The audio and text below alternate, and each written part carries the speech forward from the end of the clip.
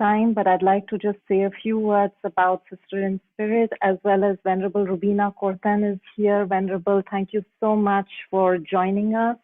We're so grateful that you have taken out your time to give us these teachings. Venerable has an extremely busy schedule, and she has very kindly carved out this time for teachings which are very timely given the pandemic, and given that so many of us have become very aware of impermanence and the fragility of life. And in some sense, of course, from the time we are born, we are dying.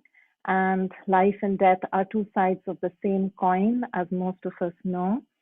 So actually, I'm a student of Buddha Dharma, and I started Sisters in Spirit as an independent project last year, just to bring the Dharma teachings in a secular, creative, scientific context to people who may not otherwise necessarily come to the teachings. And I was particularly interested through Sisters in Spirit to explore the intersection of non-duality with queer feminism, with disability studies, and ecological sustainability. Venerable Robina Courtin hardly needs an introduction. She has been ordained since the late 70s, and with the great teachers Lama Zopa Rinpoche and Lama Yeshe. And Venerable has a style of teaching which cuts through all appearances and is very direct. And Venerable has done immense amount of work in editing, in publishing, in prison projects, and for the FPMT centers all around the world, FPMT. So with that, Venerable, we welcome you wholeheartedly today evening. And I also request Kabir Saxena ji, who is the spiritual program coordinator of the Tushita Center in Delhi, to say a few words to welcome all of us. Thank you. Thank you so much. I'm happy to be here. I'm in Santa Fe, it's 7 in the morning here. The spring is coming, the blossoms are out. It's very pleasant. Thank you. Kabirji, would you like to unmute yourself, Kabirji?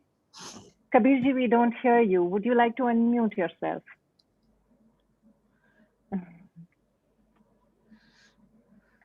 Okay, so as we said, this is the most often repeated phrase of the last year. Can you please unmute yourself? Or can you hear me? So maybe there is some technical problem. And okay, so I cannot lip read. Okay. So I don't know. Thank you. Okay. Now I can unmute it. Venerable, I've known you since the late 70s from Manjushri Institute in Cumbria.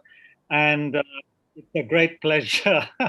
I think anyone who listens to you cannot but be affected. It will affect their dreams. It will affect their waking state.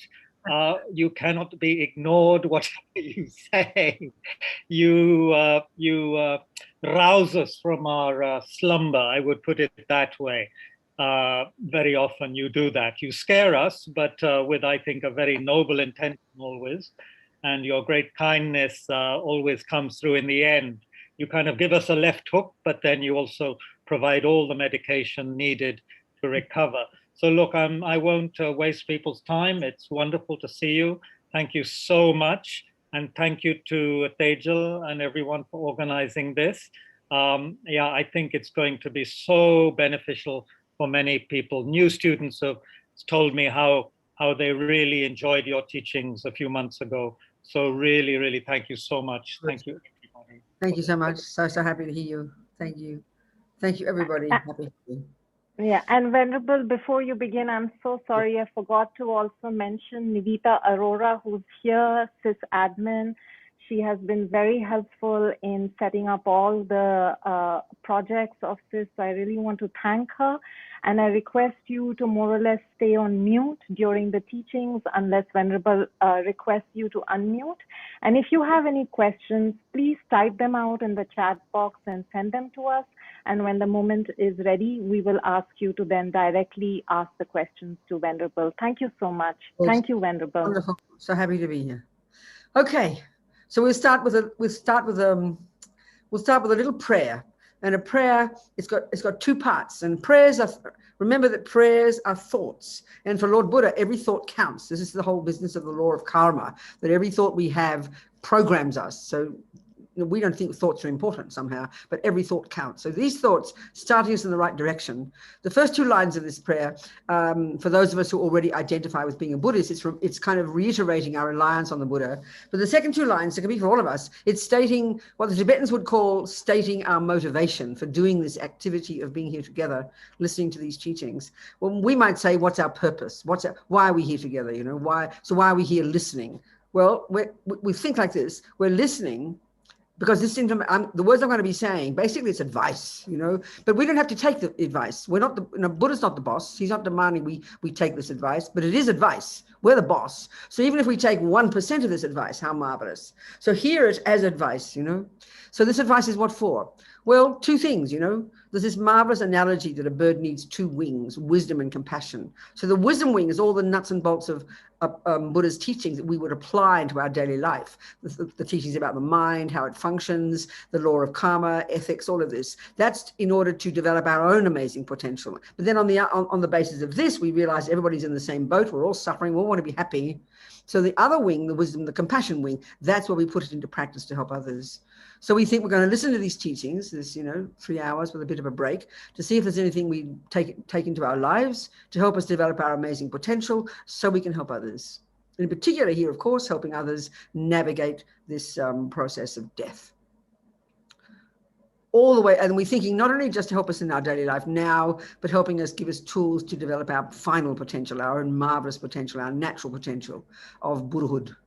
Thinking like this, and we'll sing this little prayer in Tibetan just 3 times. Sangye chadang soke chognam la changcho baru dagni 𝗱𝗱𝗀𝗃 dagi chönyen gipe sonam ki drola penche sangye 𝗪𝗲𝗀𝗃 sangye chadang soke chognam la changcho baru dagni 𝗱𝗱𝗀𝗃 dagi chönyen gipe sonam ki drola penche sangye 𝗪𝗲𝗀𝗃 sangye chadang soke chognam la Jangcho baru dagni 𝗱𝗱𝗀𝗃 dagi chönyen gipe sonam ki drola penche sangye 𝗪𝗲𝗀𝗃. Okay. So, yes, we all know we're going to die. This is certain, isn't it? We'd be embarrassed to admit that we're not going to die. So we clearly know it's true. But the Buddha is telling us that we're living in complete denial, That's something we do not want to think about death. We can't bear the thought of death, as Lama Zopa Rinpoche says in his book, which we're using as the basis here, and which, by the way, in the course notes that I sent, that I'm hoping you're getting, that there's quite a few excerpts from the book in those course notes. So, what is it then? Why is it? First of all, we should think about death. Why is it important to the Buddha that we think about death? But why also are we afraid of it? And why do we not want to think about it? Well, it's very, when we look into when we unpack and unravel the Buddhist view, it really makes sense, And one of the key things, one of the essential points that Buddha's making across the board in all his view of the world in relation to why we suffer. One way of framing all of Buddha's teachings is in terms of there is suffering and how to get rid of it. This is his very first teaching, the Four Noble Truths.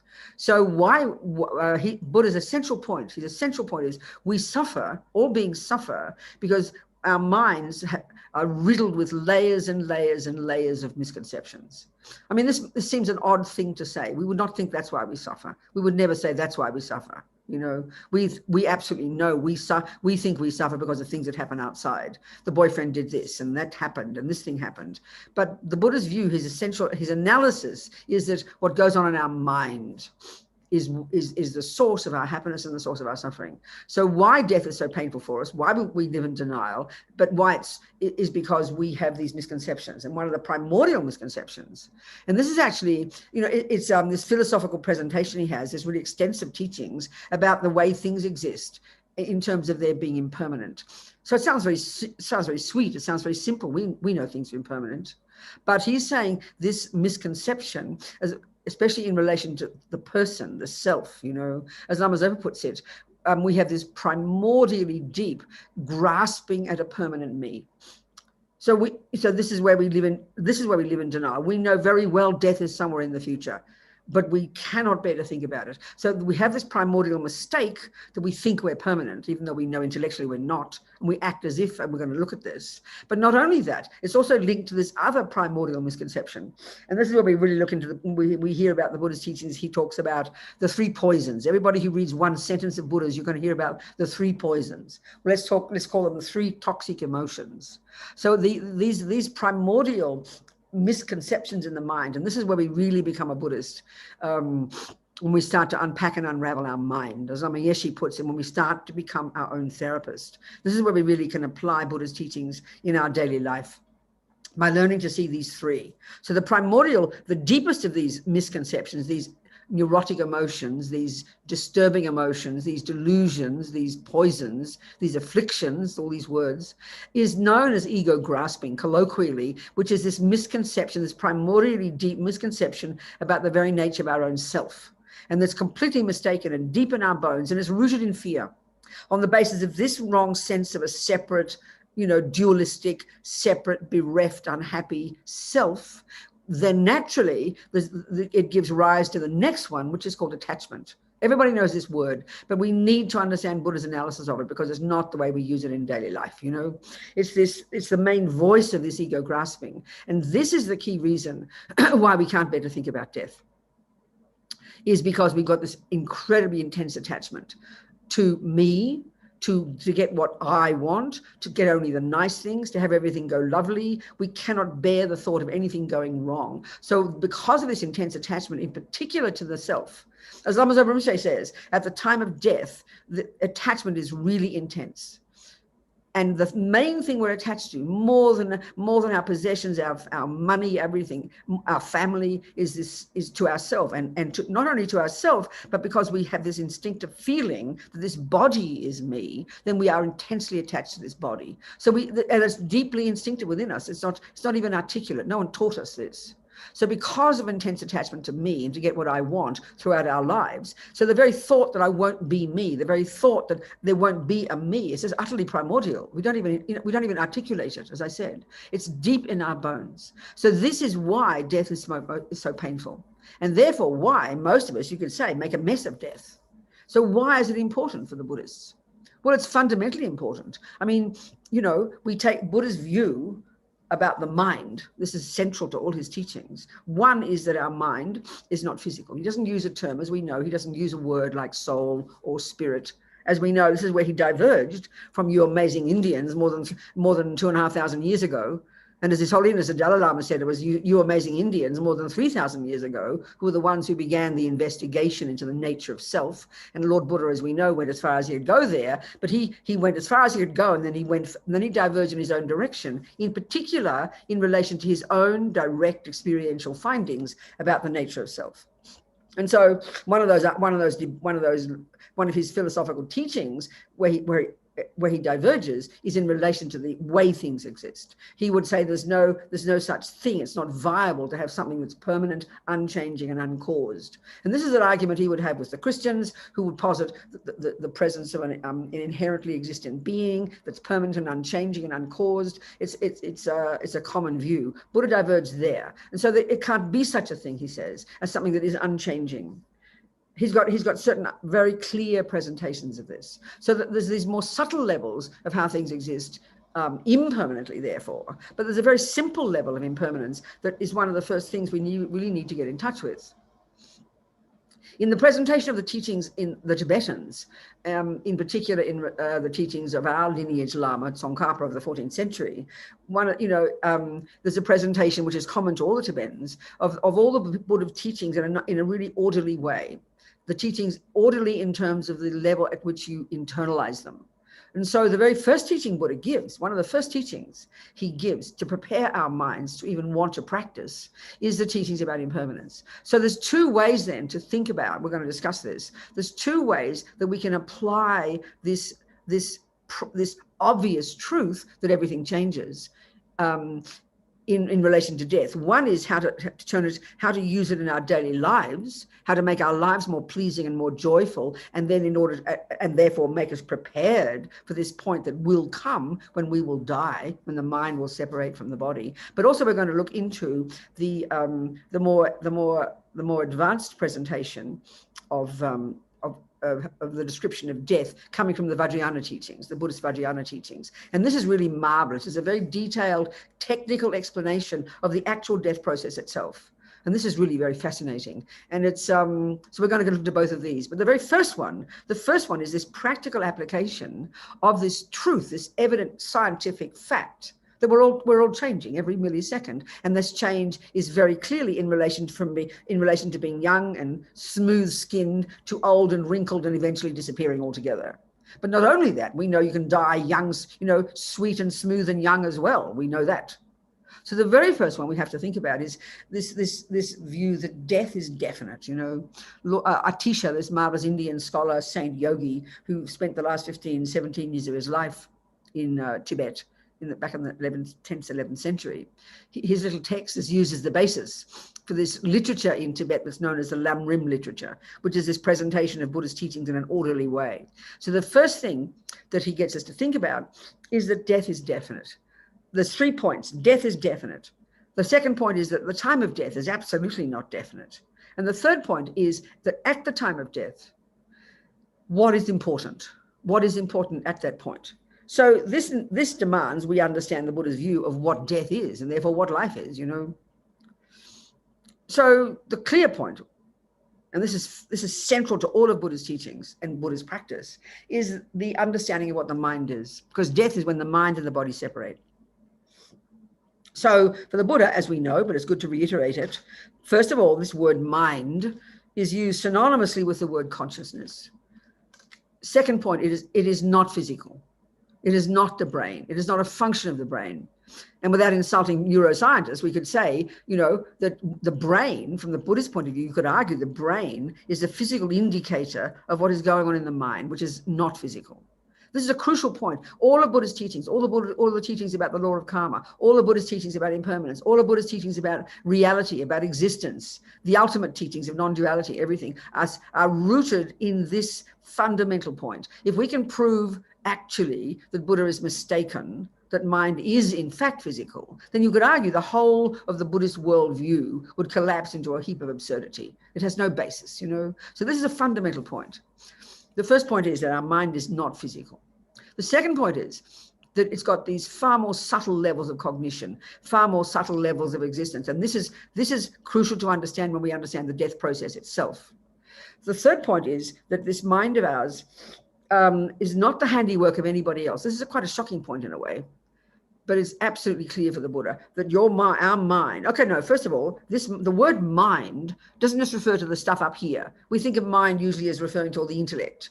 But for the Buddha, mind refers to your intellect, your thoughts, your feelings, your emotions, your unconscious, your subconscious, instinct, intuition. This entire spectrum of our inner being is our mind, our consciousness. And this word is used in a much more subjective kind of experiential way in Buddhism.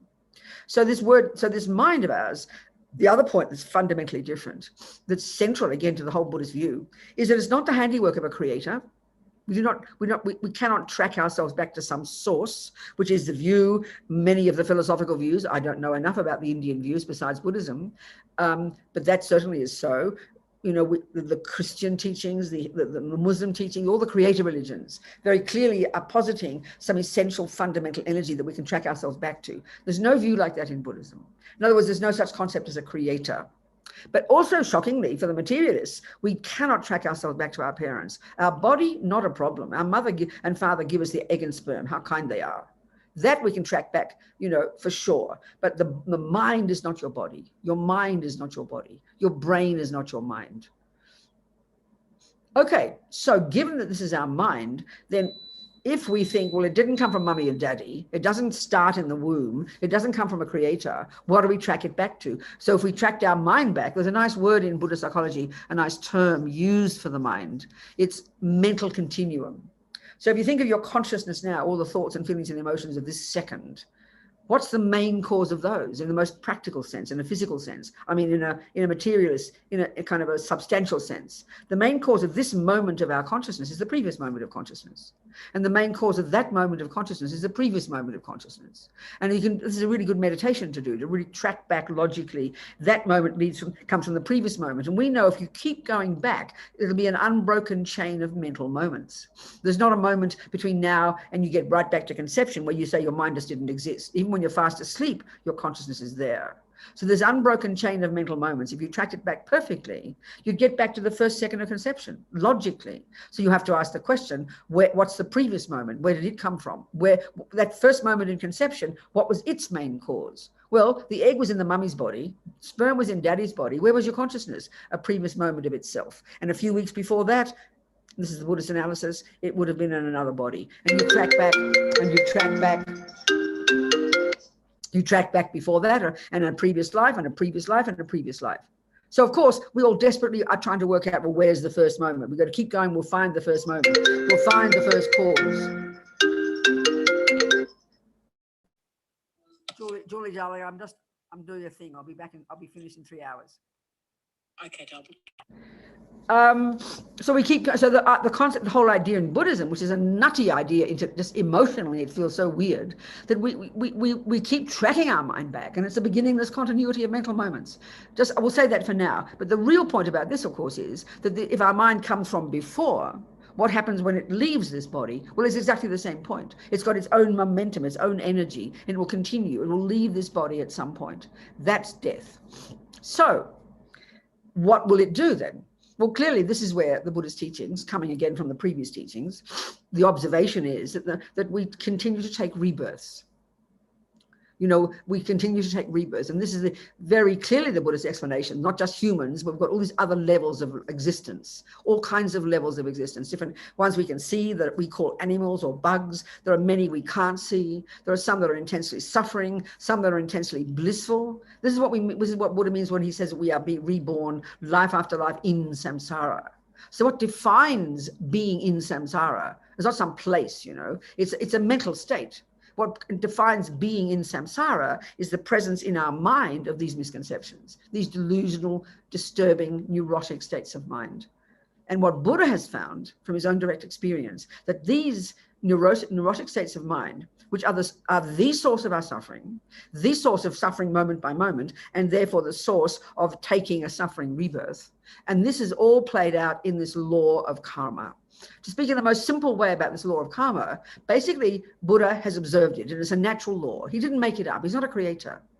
It's not something that's invented and then planted on top of things. It's what he's observed is the law that runs the universe. It's the law within which all minds run. Every living being, every sentient being, every mind possessor. That's the translation of the Tibetan word for a being, sentient being. I think it's very delicious, a mind possessor. We're driven by this law. This law runs in our mind. No one runs it. And crucially, it's not punishment, it's not reward, it's a natural law. And Buddha has observed it. Any of you great yogis from before the Buddha also observed it. So this law of karma will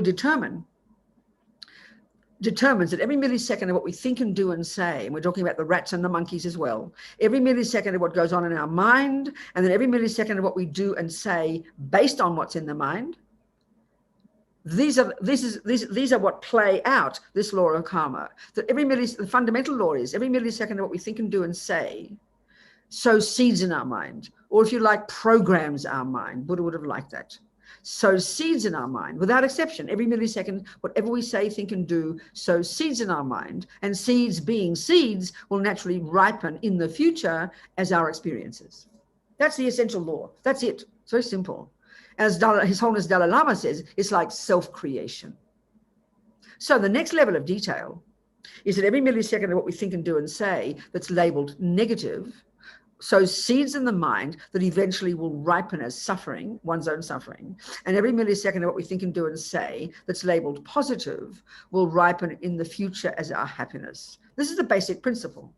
So if this is true, and we know even instinctively, without even much analysis of what suffering is, we know it's a word that refers to what we don't want, then if we know we don't want suffering and we know we do want happiness, then we had better learn to know how Buddha defines these things. What is happiness? What is suffering? And what are the causes of happiness? And what are the causes of suffering? So Buddha's teachings on the Four Noble Truths, the first teaching he gave, he got enlightened in Bodh Gaya, and then he kind of wandered across, wandered a few days, it's an 8-hour drive, isn't it, to Varanasi, where he went to Deer Park, met his old disciples, and he gave a teaching. And the first teaching was the Four Noble Truths, that there is suffering. Well, I think the truths aren't noble, actually. I think it's the four truths for the noble ones. Noble ones are those who've kind of realized these truths, these facts about life, So the first one is that there is suffering. And there are 3 levels of suffering for the Buddha. But let's not even worry about the second and the third, because we're going to deal here with the first one, mainly. The first kind of suffering is what he calls the suffering of suffering. Now, we all know that one. We know this instinctively. No one has to teach us that it's not pleasant to be punched in the nose or have your food stolen or to be harmed or to be sick or to get a headache. We know that suffering. So there's a whole spectrum, we know that, of intense experiences to the most mild. Well, the Buddha here is particularly relevant in relation to death. This is where Buddha's views, his observation about these different realms of existence, that there are trillions upon trillions of sentient beings, and in different levels of reality, all of which are states of mind created by those beings, self-creation, all of which come along with a certain level of physicality, So the crucial point for death, and this is the basis of Lama Zopa Rinpoche's book, his teachings, How to Face Death Without Fear. It came out a couple of years ago, and it's a marvelous handbook, I tell you. 2/3 of it are all these different practices, like 87 different things that one could apply during the process of helping your loved ones, die. The whole book is framed in terms of helping your loved ones. It's advice for yourself, of course, but it's to help your loved ones, and it's to help them navigate this process, not just the time of death, but for those who are dying slowly, what to do the weeks and months before, what to do the days before, what to do the hours before, what to do at the time the breath stops, what to do the 3 days afterwards, which is the Buddhist view about how long the consciousness can stay in the body, what to do when the consciousness leaves the body, what to do in the next 49 days after the mind has left the body. It's this handbook of how to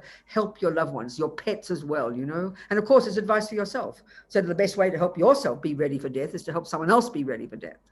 So this understanding of the grossest level of suffering, the suffering of suffering, is the key one, is where we really need to be super clear. We do not want that suffering. We do not want it in this life. But crucially, we do not want our mind to continue to have a suffering rebirth. Now, many of you, I don't know what you think about rebirth and karma, but this is the bigger picture in Buddhism. So we're going to be framing these teachings and we're going to be discussing these teachings within that framework.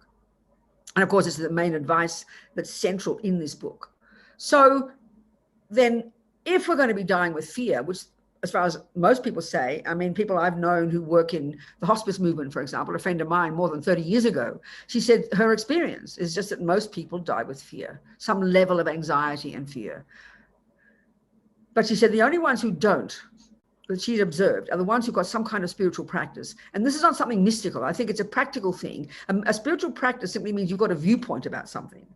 So if a Christian has real devotion in God, you'll live a good life. You live your life in wishing to make God happy. You want to be with God. You're really knowing you're going to go to heaven when you die. So death for you will be a very blissful experience. This is it's very clear, because you have this clear view. You live your life in that framework, and then you are looking forward to going to heaven with God. Your death will be very pleasant. So if you're a materialist, which is the majority of the world maybe, and even if we are so-called Christian or religious, we mightn't think about our religion much. And because of this primordial grasping at permanence deep in our bones, we won't die well because we've lived in denial of all our lives, And then at the time of death, it won't be a pleasant experience. Living in fear having a fear at the time of death is the main reason. This attachment is the main reason there's so much fear. So by living our lives living our lives in relation to these 3 points, death is definite, thinking about this, contemplating the simple evident truth of this, then thinking the time of death is not certain. We're going to go to these 3 points. I'll discuss them. And then having this kind of clarity about knowing what death is and knowing what will happen at the time of death, being ready for this, and then living our life within this framework, this prepares us for death. Then death will be a happy experience, quite literally. As Lama Zopa says in his book, when you've given up attachment, or when you're conscious of death, then you know it's going to come. So you're ready for it. But why is it we're so scared of it? Because it's too unbearable. It's too unbearable to think I won't exist. It's not just, of course, we know we're not just attached to ourselves, but the whole concept of our life, this bubble we have created, you know. And don't hear this as moralistic. It's not we're not supposed to sort of give it all up. That's not the point. But it's to recognize, and we know this, we understand this. When we know that something's impermanent, when we know it's fragile, we can still enjoy it, but because we know it's not going to last, well, actually, the irony is we'll enjoy it all the more. I remember, I always quote this story, and I'm not trying to be mean to poor Nicole Kidman, this Australian actress, you know, she's a famous actress, and she was married to Tom Cruise. I remember reading an interview with her, and she said, when she was still with Tom Cruise, she said, "We will be together until we are 80. Now, get what I'm saying? So you can understand, there was, I'm not being critical, this is exactly how we all feel. There was this life, she got this life, this bubble. She was in love with this man, they had their children, they had their lives. We all have this, we all have a life. And it's vivid and clear to us, isn't it? You've got your house, you've got your things, and you're worried about your family. All live in our own little bubble. And it feels so real, so solid, doesn't it? We will be together until we're 80, she said. So this is exactly what we think about everything. If you know, maybe you're sitting with a friend right now and your house is around the corner. When you start to walk home, you've got this absolute certainty, haven't you, that your house will be there. You've got this absolute certainty that your husband will be there. So the fact is, the first point is that death is definite, that things change, things do change, things will stop existing. There's gross impermanence and even a more subtle level where things are changing moment by moment. But we're worried here about the main one, that things will be existing and then they stop existing. So then we think, well, if I'm going to think, well, you know, I could die at any moment, or if I think, well, Tom could leave me at any moment, we then think, we sort of throw the baby out with the bathwater, and we then think, well, if I could die today, or if Tom could die today, why bother having a life? What's the point if I could die, you know? But this is not true. We know it's not true. I mean, for example, if you go away on a holiday to a lovely place, you know very well you've got 1 week in that lovely place. In other words, you know it's impermanent. So listen to this is the point now. This is the exact point. Because it is impermanent, because you only have 1 week in this lovely place, you will not waste one single second. Imagine if you got to the lovely hotel and then that night you had a headache and next morning you woke up, oh, I can't get out of bed. I'm so depressed. I'll get out of bed tomorrow. I'll go to the pool tomorrow. I'll have a meal tomorrow. And before you know it, 1 week comes and the hotel chucks you out because you forgot it was impermanent. But when you know something is impermanent, you won't waste it. On the other hand, not oh, therefore it's not a matter. So knowing this life is fragile, knowing it's precious. I mean, the Buddha would say that it's like a miracle getting a human body. Not a miracle, really. We created the cause for it. But when you realize it's so precious, when you realize, secondly, that every thought counts, this is the law of karma, and that what you think and do and say, this is the key one, programs you and turns you into the person you become. As Lama Zopa says, we can mold our minds into any shape we like. When we understand the law of karma, when we understand that we create ourselves, that we are this dynamic process second by second, and that we are going to die and we do not know when, and then at the time of death, we'll get into the details, a very particular, a karmic seed will be triggered before you even stop breathing, that will be the seed that will determine the next life you have. So when you know this fragile, this kind of delicate process is going to happen, and you need to learn to know how to navigate it, then going without exception, you will learn to live in the fact that your life is impermanent. You will not want to waste a single second because you don't want to produce a horrible person. You don't want to forget about becoming a dog.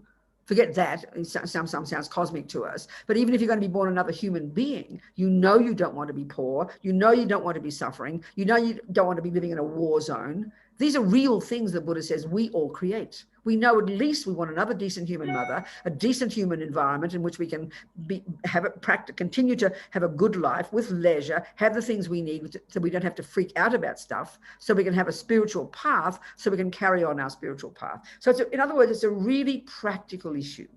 But this is not how we think about death. It almost seems like a joke to say that you can prepare for your next life, but that's the Buddha's point, you know. Okay, as a Catholic, of course, it was God's job to God's job. So you have faith in God. I'm not complaining about that. But the Buddha's one is, We are the one who's in charge. We are the one who has to live this life. We are the one who will create the cause for our future life. Even us good Buddhists, I'm sure we have a feeling, if you like, you've devoted to your teacher, oh, I'm sure I'll be okay at the time of death. Lama Zopa will take care of me. Well, excuse me, no, we're in charge. And this is something, it sounds very odd, but when I was editing this book, this really struck me strongly. You know, it's been there all the time, Buddha's teachings, that I'm in charge of who I become. My actions, my thoughts, every moment of them produce the person I become. So that gives you an enormous sense of urgency. And then according to and then you have to decide what kind of life I want in the future. My mind will leave. This seems almost silly to us. We almost feel embarrassed to talk like this. Or what kind of life are you going to go? We all do this about our future. What holiday are you going to have? What country will you go to? Where should we go tomorrow? We plan this. Why not your next life, That's the bigger picture, But even without thinking about reincarnation, all of these teachings are totally applicable, are so practical to help us navigate this life well. So, okay, we are all impermanent. We are all changing moment by moment. And the grosser level of impermanence is that at some point, this mind will leave this body. Excuse me, I have to blow my nose.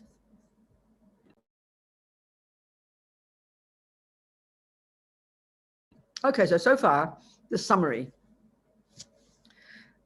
We are all mind possessors. This consciousness of ours, this is programmed by what we think and do and say. The programming, that the seeds we plant in the mind, if we do actions that are labeled negative, will cause suffering in the future. And right now, forget about the future. And the actions we do that are labeled positive will ripen as happiness.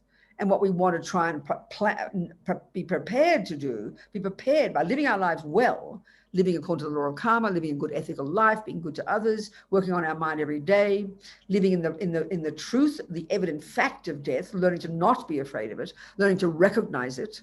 Then death, when it comes, will be a very pleasant experience. It won't be a shock. It won't be a surprise.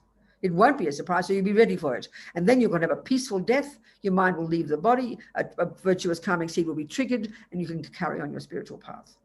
Okay, that's the summary of what we've been saying. So if it's true then, one more point, more than one. If it is true then that a so-called negative action will ripen as my suffering, and a so-called positive action will ripen as my happiness, we need to know what Buddha means by this, don't we? Don't use our own views. We might have our own view, but it's very practical. The Buddha's view is that in this mind of ours, the Buddhist analysis of the mind is very, very extensive, and it's not coming from him. He got it from, the genius Indians before him, all those marvelous views that were existing. You mapped the mind back then. You're the ones that created this marvelous technique called single-pointed concentration, shamatha. You map the mind. But the Buddha's view of the mind is essentially the same as it has been for 3,000 years in India. So he divides the mind in the psychological model of the mind. It's a very simple model, almost seems simplistic to us in the complicated Western world, in the modern world, I'm sorry.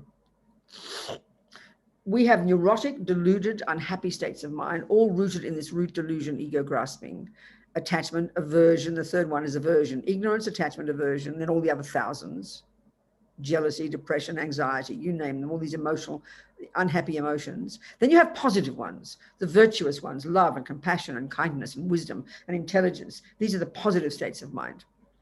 The third category of states of mind are like the mechanics of our mind. Everybody needs these, whether you're a murderer or a meditator, you need good concentration.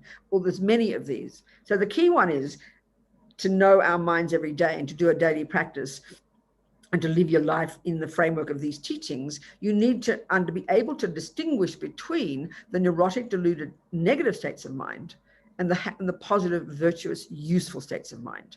Because we want to learn then to program ourselves to basically live in good ethics, which means using your body and speech, the servants of your mind, to have them doing useful things, So we need to know our minds well. So a negative action, a typical negative action would be a heavy one would be one that harms another. So the action of, taking something with your hand that doesn't belong to you, that harms another being. But the crucial point for the Buddha in the law of karma, fundamental first, is that action will program you with those tendencies. It's very simple. We know in every other activity in our lives, we are programming our mind every day. If you're studying music, what do you think you're doing? You are programming your mind in the most intricate, precise way with musical theory. It's so obvious. And everything you do in relation to music does make a difference to what you do on the piano. Well, the same here in terms of happiness and suffering. Every action we do that's labeled positive will bring me happiness. First point, bring me happiness, and then will benefit others. So we need to program our mind in positive thoughts. And why? Because they will make us content. Negative thoughts make us miserable. Look, when you're angry, jealous, depressed, anxious, you're feeling horrible. Your mind is really distressed. When your mind is loving, kind, intelligent, patient, compassionate, your mind is very spacious, you know. It's really kind of obvious if we analyze it. So basically, if at the time of death, the mind is, you're freaking out, and this is the common thing. Most people die in fear, anxiety, have never thought about death, never thought about it. There they are dying, and the mind is really distressed. So if your mind is really distressed, that means ego grasping is very intense. If ego grasping is intense, then that will trigger, it's about before you stop breathing. We're going to go into the process. Before you stop breathing, if a negative seed is triggered, one of your millions of karmic seeds that you've got in your mind, that already programs you to have a suffering future rebirth. So, I mean, very simply, the least thing we want then, when our pet dies, when our mummy dies, when our grandfather dies, when your baby dies, this is the key point, and this is in Rinpoche's book, the key point is we need to make the conditions so conducive for the person's mind to be peaceful. Whether it's the little mouse you're trying to help, the little bird, your pussycat, your dog, the crucial thing, the best way you can help, and this is of course then for yourself, is that they have a condition, an external condition that enables their mind to be peaceful. This is the essential piece of advice. If you know nothing else from this second, if you know this much and you find a little ant that's dying, you put it in a safe place. You know, you say a mantra, we're going to talk about all these things, and you blow on that little ant, and you can put it in a safe place where its little mind will calm down. The little mouse, your pussycat. Don't take your pussycat and your dog off to the vet and get them killed, you know.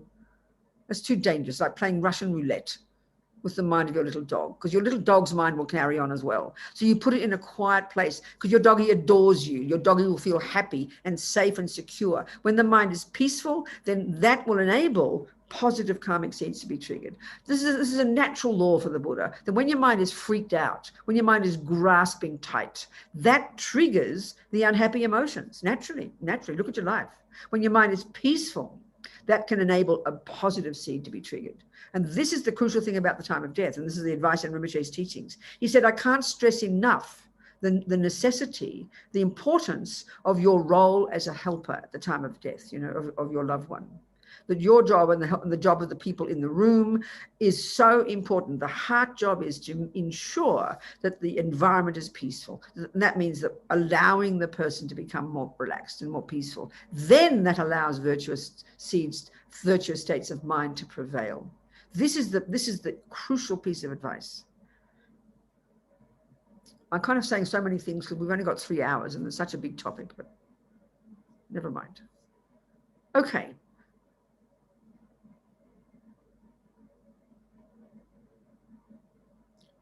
So living our life is living our life in the framework of impermanence, knowing we're going to die, and not in the sense of every day, oh my God, I'm going to die, oh, I'm going to die, I'm going to die. That's obsessive, not at all.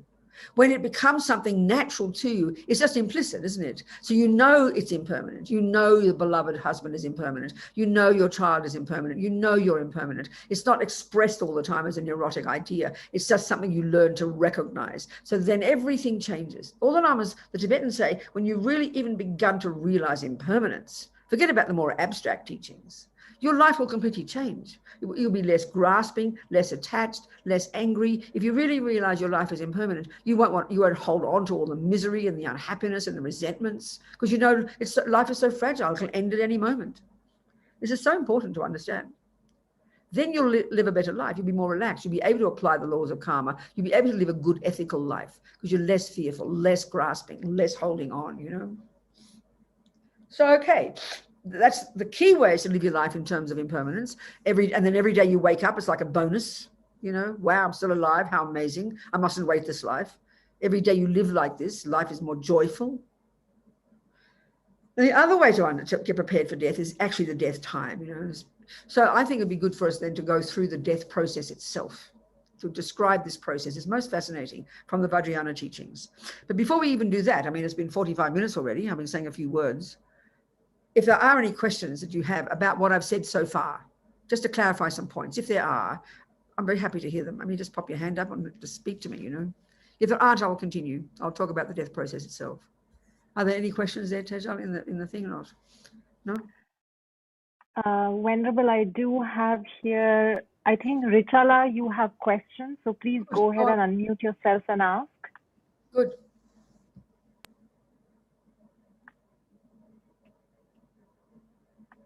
Richa? Okay, so Venerable, I'll read out the question. She's asking me to read the question.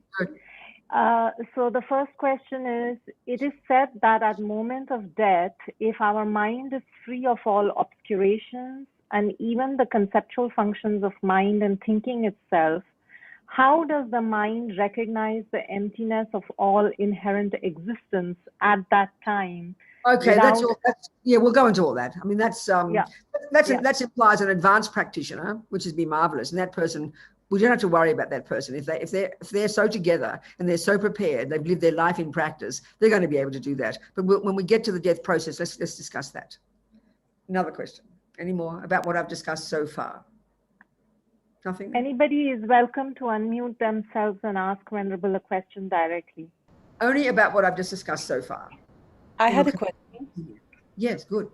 Venerable, I was wondering what the Buddhist view on voluntary ceasing of life is, because my mother actually did that. She stopped all medicine, food and water because she felt she was not in a good place medically. Now, this is a really important point, actually. Let's discuss this. Okay. I think that's not an uncommon thing these days, is it, in the medical profession? It's not uncommon, is it? So it's an interesting one, because if we use the word suicide, that sounds very dramatic, you know, or we use the word euthanasia. But sometimes I think this is a very natural thing. Even if a person, when they're just plain old, a person's old, you don't think of it as euthanasia. They don't want to eat, they don't want to drink. It's not a conscious thing. It kind of happens naturally because all the senses are less powerful, and who cares about boring old food, you know? So the key thing in that case is the whole point is to have this, you know, to have if we're in touch with impermanence, if we know we're going to be dying, we live our life like this.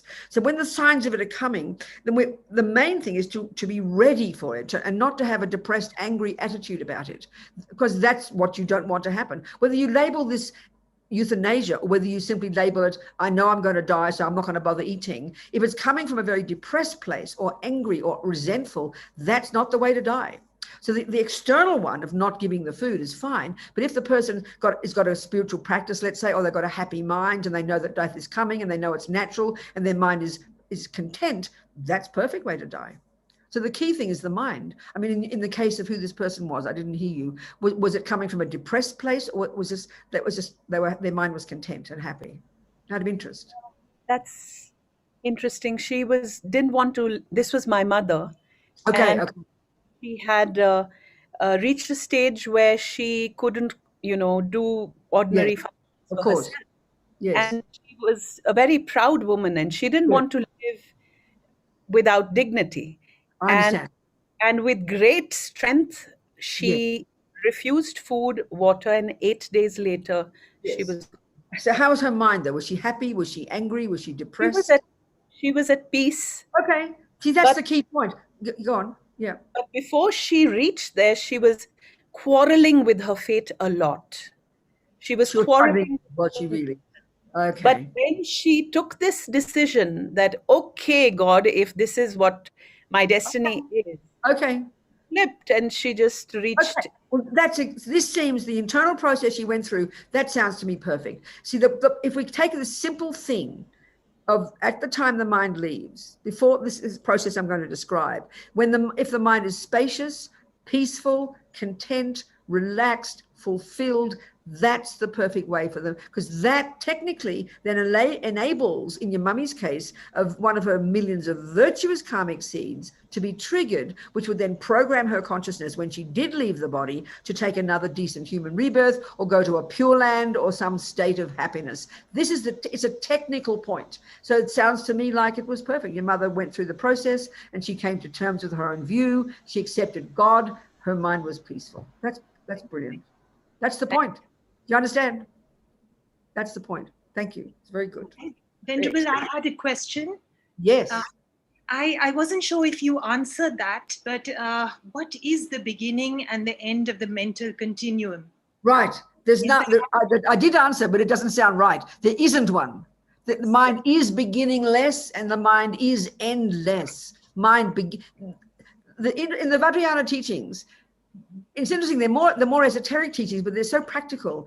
And this is, I'm sure, exactly the same as the Indian systems in the past and the Chinese. The universe, according to the Vajrayana, consists of two things: the physical matter, which is the four elements, and that's still the view, and then minds. And there are trillions upon trillions upon trillions of mind streams. And so all this matter and and in the Vajrayana they talk about, and this is going to be helpful to us when we discuss the death process, all minds are inextricably linked to our own set of the four elements. So we're going to discuss these in a minute. We've got gross consciousness and gross body, this bag of bones, and they're inextricably linked. Then you've got gross subtle body and subtle mind. And the subtle body, in this system, and I'm sure it's similar to the other systems in India, there's this subtle channels, 72,000 subtle channels, a nervous system, through which are coursing all this subtle wind energy, prana. And all these different wind energies are inextricably linked to our own states of mind. So all the different mental states. And then you've got very subtle consciousness and very subtle mind. And this is inextricably linked also, this mind, with a very subtle wind energy. So these energies are beginningless and endless. And the law of karma determines the way that mind is and the way the type of body we take. So the Dalai Lama, one time he said, with all these conversations he has with all the scientists, there's been so much discussion, there is still lately, marvelous. He said, they're talking about the universe. Big Bang, he said, Big Bang, no problem. Just not the first Big Bang, that's all. So this universe comes from previous. This mind comes from previous. And when you die, it will continue. And the aim, of course, from the Buddhist perspective is to completely purify your mind so you become an enlightened mind. So then but your mind still continues. So there is no beginning and no end. That's the Buddhist view. As weird as it sounds to us. Do you understand? Yes. Thank you. Okay. So let's talk about then the death process itself. It's very fascinating. Venerable, there's just one more question. I'm very happy. Questions. Yeah. In a way, this 3 hours is really excellent to have questions, because all the things we want to know will get answered. So go on. Okay. So the question being asked is, my mother-in-law lost her 2 children when they were toddlers, and her wounds are still wet. What will be your advice to her? I'm sorry, I didn't hear the question properly, sweetheart. Venerable, the question is, my mother-in-law lost her 2 children when they were toddlers, and her wounds are still wet. What will be your advice to her? I must be unbelievable agony for her to live in such pain, This is one of the saddest things about life. This is exactly the point, because there's so much attachment. And this is not cruel, it's just how it is. Attachment is this primordial energy in us that is actually like an emotional hunger, It's not a happy state of mind. And the stronger the attachment, so let's say especially to one's beloved children, you have this intense attachment. There you are. And so karma is very fascinating when it comes to where we go to get reborn. We're going to discuss this. So in that case, there's a mother who had 2 children, and they both died at birth, yes? They got born first, then died. Okay, yes, first of all, there's an intensely strong relationship. It's like a sense history. Karma is this natural law. Nothing is random. The mother we get born to, there's an intensely strong karmic connection with that person. So those 2 little beings came from previous lives. When they died, the karmic seed was triggered that caused them to run like a magnet to that mother's womb. So she obviously had a very intense karmic history with those 2 people. Then what happened is the karma of those 2 people. There's so many things to say in this 3 hours. What can we do? That's why I'm talking so fast. It's so silly. Never mind. I want to give a bit more explanation. There are several ways our karma ripens. One is, in particular, in this one, is the called experiences similar to the cause. So for that person, the being who was a human being before, whatever they were, they died, they created the karma to go to that mother's womb. Then the time came, that mother was there, and that consciousness ran to that womb, very specifically her womb. They had a strong, intense history. So that means that person who got into her womb, the little person, they had the history, they had the karma to be born a human. This is amazing. That's due to past non-killing karma. Then that person in the womb, though, also had the karma called experiences similar to the cause of past killing that caused them to die young. So they died in the womb. They died when they got born. They lived maybe a month or a year. People die in the womb. People die when they're 1 year old. People die when they're 3. People die when they're 17. You know, and so the third kind of karma called experiences similar to the cause in relation to killing karma is that you die young or get killed. So it's not being rude. Everybody's got these, we've all got all of these karmas. We've all got negative, we've all got positive. It's just a natural law. So the karma of those little beings was their life ran out. Their petrol tank, if you like, of non-killing ran out, and they died at the age of 1. So then, okay, that's their karma. But the mother, due to her intense attachment, we all have it, the loss would have been unbearable. And there she is now. She's a grown-up woman, right? Who's still living in pain. She is unable to let go. So, I mean, this is just so sad. It's heartbreaking. She's lived her life in despair because the loss of these two people. And you'd have to say logically, it's because we don't realize impermanence. So why we suffer when our beloveds die, it's natural, is because of this attachment. It's not being mean. Because so the thinking, if only they didn't die, why did they die? Or even guilt, what did I do wrong? How come they didn't live? We live in this torture, all of which is because we don't understand impermanence. We're not really in touch with the reality. This is so painful. Like, you know, Shodnam's mother was a perfect example. She struggled with it. She worked out her views. She came to terms with it. She accepted. God, do what you like, you know. She accepted. That's when peace comes. This poor woman is living in agony. She can't. So what can you do for her? Give her love. You can't tell her to change. You can't make her change her mind. You just love her, hold her and love her. It's unbearable. This is because we don't realize impermanence. It's not a joke, you know, it's unbearable. Living in how things should be or would be, if only they were this, and why aren't they this? This is the agony of our minds, you know. Living in reality sounds so simple. It's profound. That's when we can relax, you know. This is how things are. This is how things are. There's a saying in Buddhism, if you can change something, please change it. But what if you can't? This is the pain, you know, dealing with what is happening. And especially if we understand karma properly, experientially, then we will accept it. So it's very heartbreaking. Just love her. What can you do? What else is there? Thank you, Venerable. There's a question by Subhashini, whose hand is up. Can you unmute yourself and ask, please? Yeah. I have been attending Buddhist classes for about a decade. Yes. And in the intellectual sense, I understand that there is death. I've seen my mother going, and she had cancer and she was suffering. Yes. And my father went also. Yes. But at the same time, to accept this in the emotional sense for myself is difficult. In the intellectual way, yes, I know it is there. Exactly. And the whole idea of impermanence, etc. Yes. So in that context, I would like your advice on how I reconcile the intellectual and the emotional side. This is it. This is exactly the point. And I think this is something that everybody, whether they're called a Buddhist practitioner or I don't care what label you give, there's always this disconnect, isn't there? But I've got a feeling we're really demanding a bit much from ourselves to expect us to have experiential knowledge of these things sooner than we're ready. It's just all bodies of knowledge are like this. You learn musical theory. It's going to take you a while before you're a good pianist. We learn theories of how to make a cake. It's going to be a while before you make a good cake. So we have to have this humility and patience to know that it just takes time. But the intellectual one is already a brilliant first step. If we don't even have the intellectual certainty about a recipe, you're never going to get a cake. So to at least have the certainty to, let's say, I mean, as a Buddhist, to understand the process of death, to know what goes on, and then to know, of course, it has to be intellectual first, but then it just takes time, and it's not a mystery. It means, you know, how do you make This is really a practical point. How do you make that musical theory experiential? You don't just leave it in your head. You can go to your musical class and learn all the theories, but if you never get to the piano, it'll stay in your head and it will never become real. Well, this is the point of what practice is. So the theories are there. As you said, you've been studying for 10 years. Brilliant. So what you do is you must contemplate it every day. You can't just leave it there. Think, make it real thinking. So this very first point about death, for example, we know very well that death is definite, but have a look at how we live our lives. We suddenly, as soon as we've heard the teaching, as soon as we read it, let's say in a book, or we heard it in a teaching, then we kick back to the natural default mode, and then suddenly we forget all about it, like the theory of the music's got to the back of your head, and you forget to play the piano, which means we forget to apply those words, to say those words every day. You see someone die, oh my goodness, it's true, death is definite. You know, to see the ants die, your mummy, your daddy.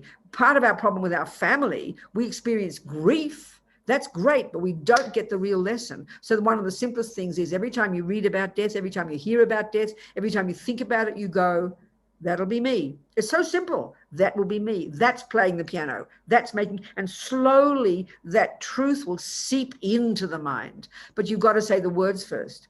You have the words first, then you apply the words, you say them, and slowly some taste will come. And don't worry about death. Every time something happens, that things go wrong, you know, you break the cup, you get annoyed. Relax, Robina, things are impermanent. It's the way things are. You say these little words to yourself, that brings the taste. Slowly, slowly, slowly. And that lessens the fear. And then, of course, because you know you're going to die, you've got to prepare for it. Not just get your funeral ready, not just get your coffin.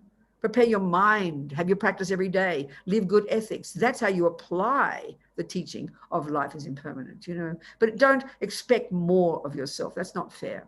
But don't forget the words. Apply them every day. That's what makes it experiential. Slowly, slowly, slowly. What do you think? Does that make sense? And thank you very much. Yes, but slowly, slowly, and not to forget. We can't forget it. That's the main thing. Remember it every day. See it every day. Remind yourself. Say the words. There's no shortcut. That's how you bring it. That's how it becomes experiential. There's no magic. It's just that, you know. What else, people? Venerable, there are two questions here that they want me to ask on their behalf, and they are connected. So I'll just read both of them. Good. One is by Sonam Rigzin, is asking, if we are diagnosed with incurable diseases, how can we train our mind to accept death, which is coming? So that's one question.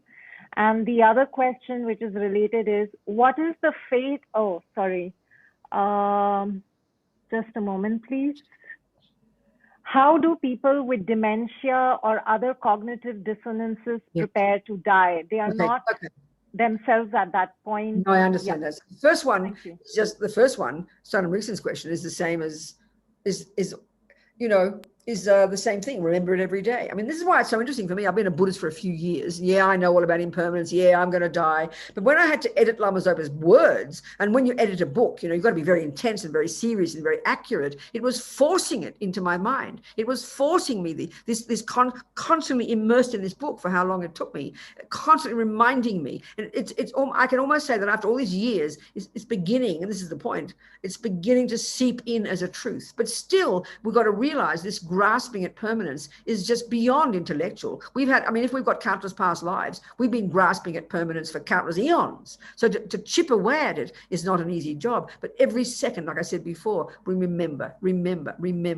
Every time you wake up in the morning, that's the point. Every time you wake up in the morning, we just wake up and go, oh God, here we go again, life, and we just launch into our habits. No. It's, a good analogy I use is like your petrol tank, and your meter doesn't work. So every time you get in that car, you've got no idea if there's still petrol there, and you turn on the engine and you still got petrol. Wow, I can't believe it. But you've got no idea how much petrol is there. You'd be driving with great anxiety because any second it could run out. That's the kind of sense to have about your life, you know. You don't be neurotic about it. But every time you wake up in the morning, you go, oh my God, I can't believe it. I'm still alive. I mean, these are the words to say. And in the beginning, it sounds silly talking to yourself like that, but that's how you apply it. Oh, I'm still alive. I can't believe it. My petrol tank of morality hasn't run out yet. And this is where, again, understanding karma, the reason you're still alive isn't because you're healthy, isn't because you're lucky, because it's not Buddha's job. It's different from the relationship with God. You can thank God if you're a Christian or a Muslim, whatever, or you have faith in God. But this is not the view here. It's got nothing to do with Buddha that you're still alive. He's giving you the methods, but the reason you're still alive is because you've got enough non-killing karma in your petrol tank, the one that I called experiences similar to the cause. How come you're still alive? Even thinking this one, you go, oh my God, this is unbelievable. I can't believe it. So the learning from that is what? I'm still alive because of my non-killing karma in my petrol tank, then I'd better keep not killing. So I've got more of this when I die. So then when you understand karma in a real way, not, oh yes, I believe in karma, that's useless. You've got to have the nuts and bolts clear, know why it is you're still alive. And it's because of non-killing. So you keep on practicing good ethics. And then when you know you will die, because you're practicing ethics, you will die peacefully. But if you're living in attachment and fears and holding on and worried when I'm going to die, this is the neurotic mind. We're all like this. Of course we're like this. But the more, in general, let's say, the more you know the facts about something, the less fear and worry you have. If you don't know botany, listen to this, please. Karma is a natural law like botany. I'm not kidding. It happens. Buddha happens to have articulated it. He's very clever. So have you previous guys before Buddha. So when you know this in a practical way, know the 4 ways that karma ripens, for example. So if you don't know botany, if you didn't even know such a law existed, and you've got all these weird growing things, especially in India, it's like Jurassic Park, all these creatures and big things growing in the rainy season, you'd be living in fear every day. Why is this big thing growing near my house? You don't know botany. But when you learn botany, you know how to handle what's living. You know how to handle your garden. When you know the law of karma, you know how to handle your life. You know how to navigate it. You know how to interpret it. And then you won't have fear. And then you live in good ethics, you don't have any reason for fear. Because whatever happens when you die, I don't care if you turn into nothing, but you've lived a good life, so you might as well. But if there is a future life, you've programmed yourself for a decent one. It's just practical. And this is what I've really learned. We love to put religion in the sky, especially if we're these clever materialists. And you Indians are the best, you're the best philosophical materialists these days. You're the geniuses, they say the top successful, the most successful immigrant community in America is you Indians. You're the geniuses, you run the money companies, you run the IT companies because you've got brilliant minds, right? But, you've forgotten all about your past. So Lord Buddha's bringing it back to you. That's why His Holiness loves you Indians, because you've been so kind to the Tibetans. So you're the geniuses when it comes to materialism. You're all the best neuroscientists and everything. Great, be that.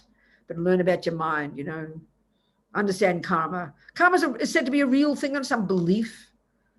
It's not just some belief. That's such superstition. It's either, Buddha observed these things. He's either a maniac and made it all up, or it's true. We've got to find out, Anyway. I know when I first heard the teachings on karma, I brought up as a Catholic, and then when I gave it up, I became a hippie. Then I became a communist. Then I became a feminist. All these different things, looking for a way to see the world, And then I kind of met these Buddhists, these lamas, in the mid-70s, about the same time as Kabir.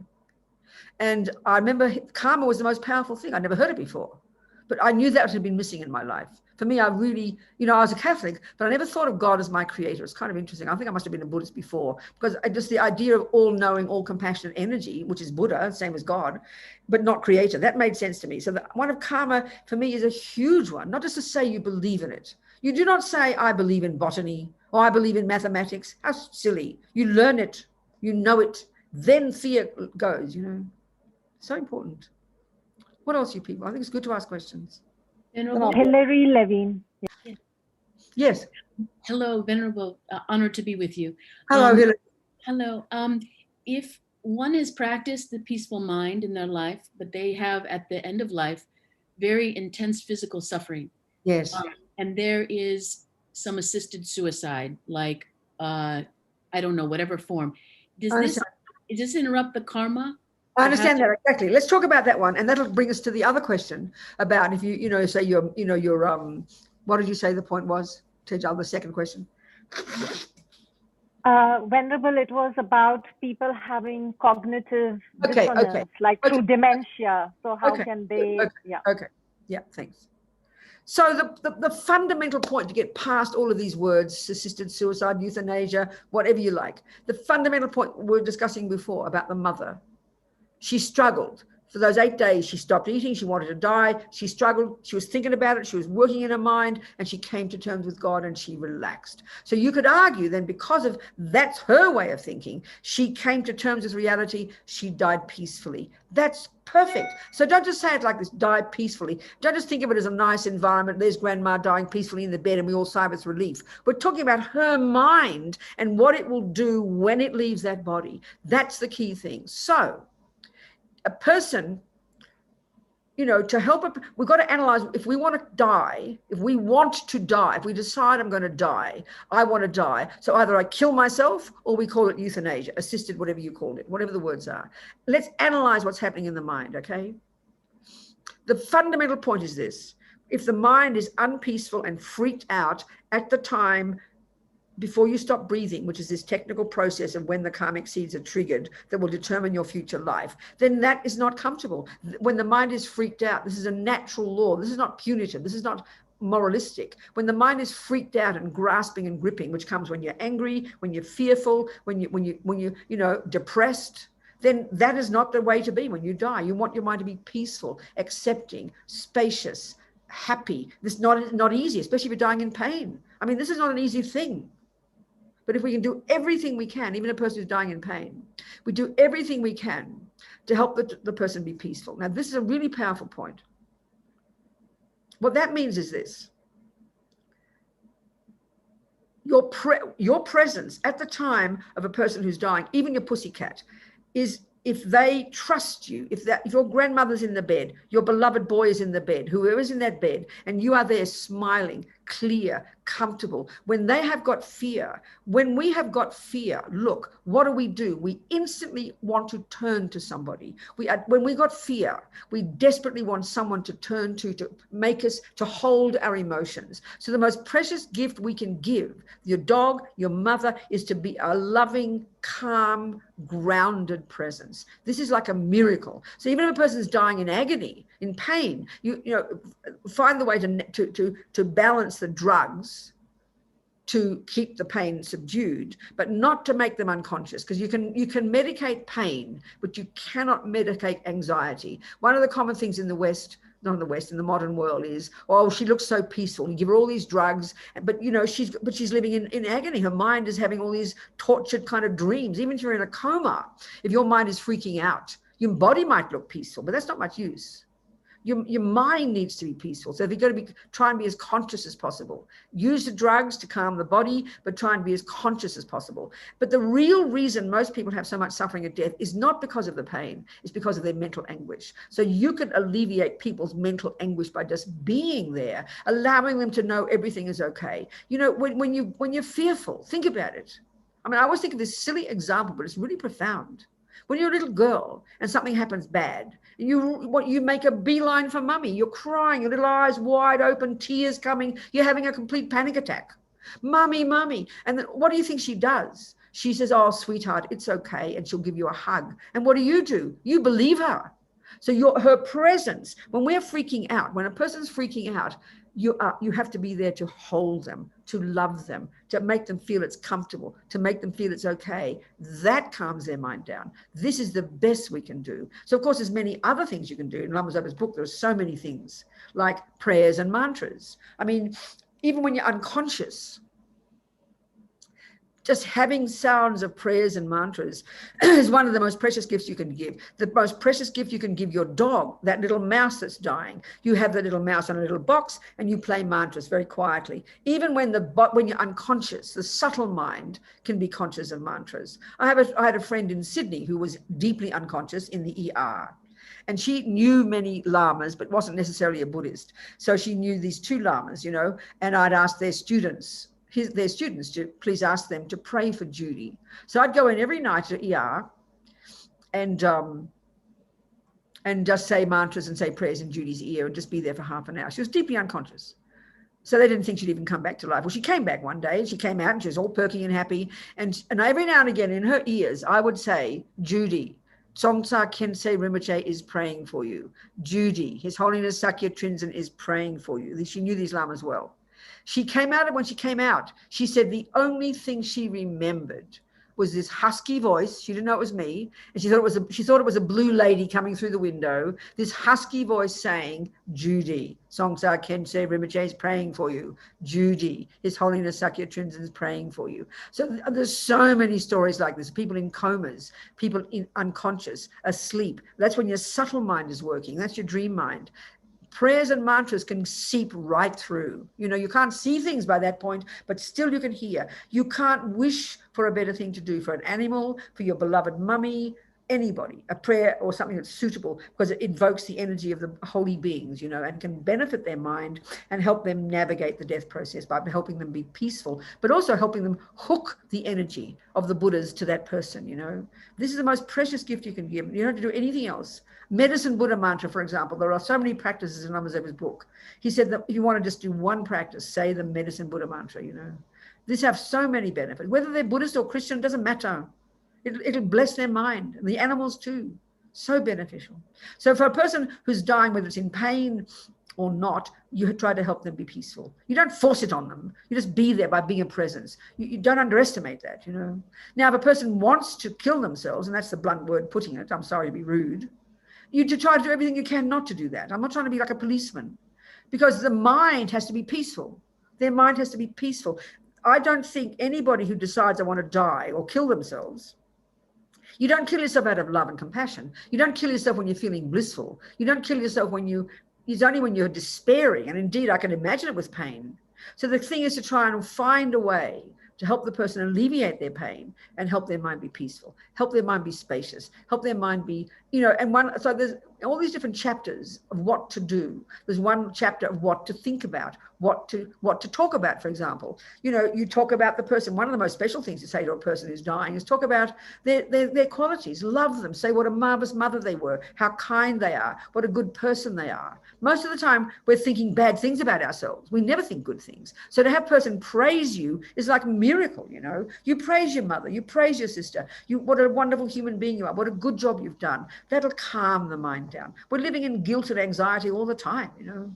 You be this powerful presence for somebody, making them feel happy, making them feel relaxed, praising them, loving them, looking after them, making them secure. This is a miracle.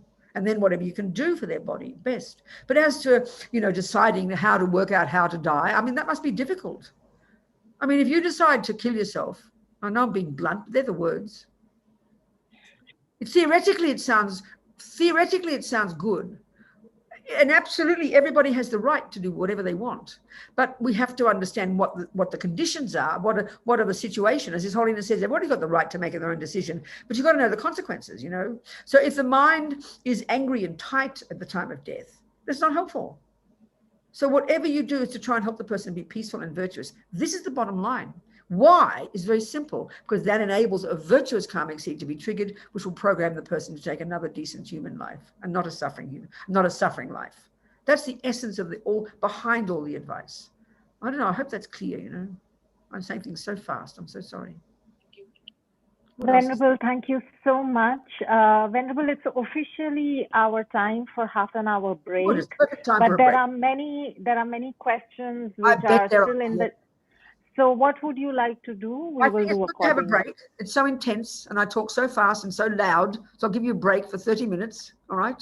But get your questions clear, because this is exactly the point of the conversation. Even if I don't go through the death process, it doesn't matter. This is the thing of how to help people. What happens, you know, this is so important. So let's have a 30-minute break.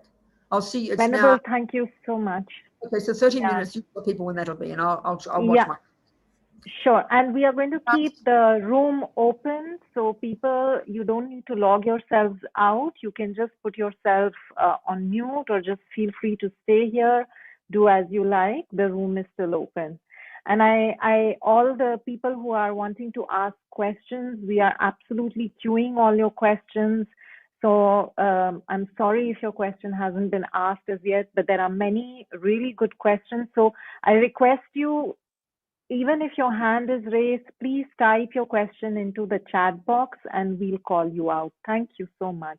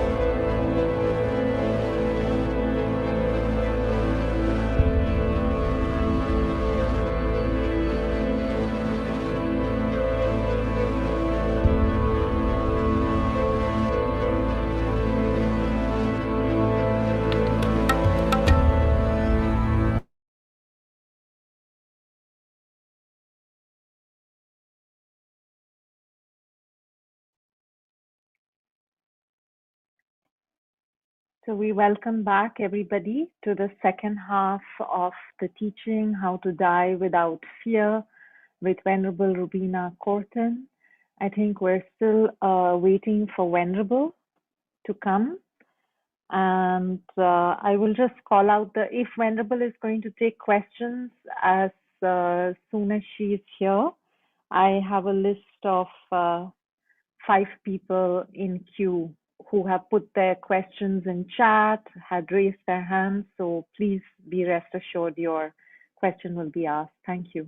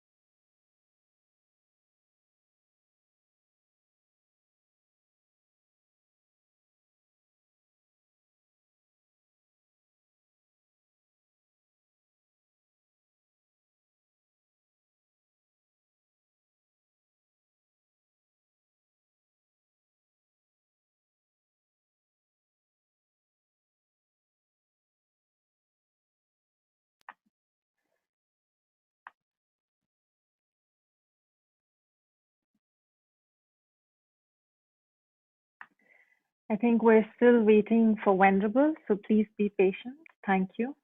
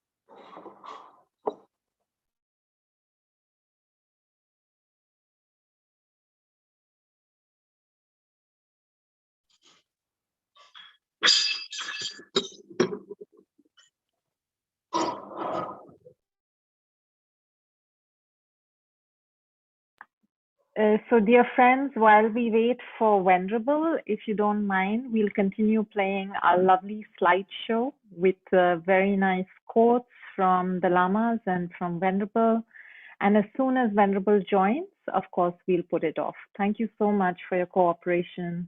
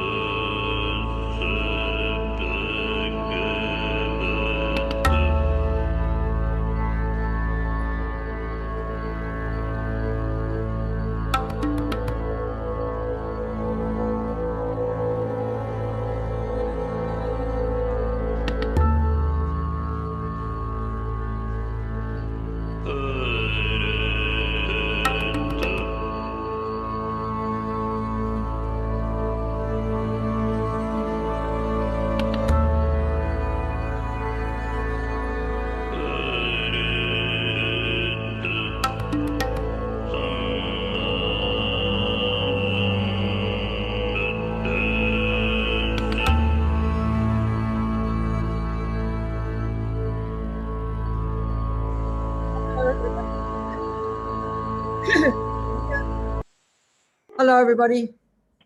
Hello, dearest ones. Venerable. Yes. Let's continue. Hang on a second. I've got to do something. Let's continue. Hang on a minute. Okay. Venerable, just want to check with you. Would you like to take some more questions right now? Oh, Or would you absolutely. I like think questions, no, I think 𝗪𝗪 questions are the main thing. This is when everything that people want to know, that's the main point. Let's have questions. The rest of it can be questions. Everything will come out. Perfect. Sure, Venerable. Thank you. So, Good. Venerable, I'll Good. give out the questions, but there's also a request from one of the participants. If you could please go through the dissolution, the process Good. of dying. I will do that. Even if it is rushed, there's a request. Yeah, thank you Good, so I will much. do that. Absolutely. So the next question is from Paula. Paula, you can unmute yourself and ask the question. Yes, Paula.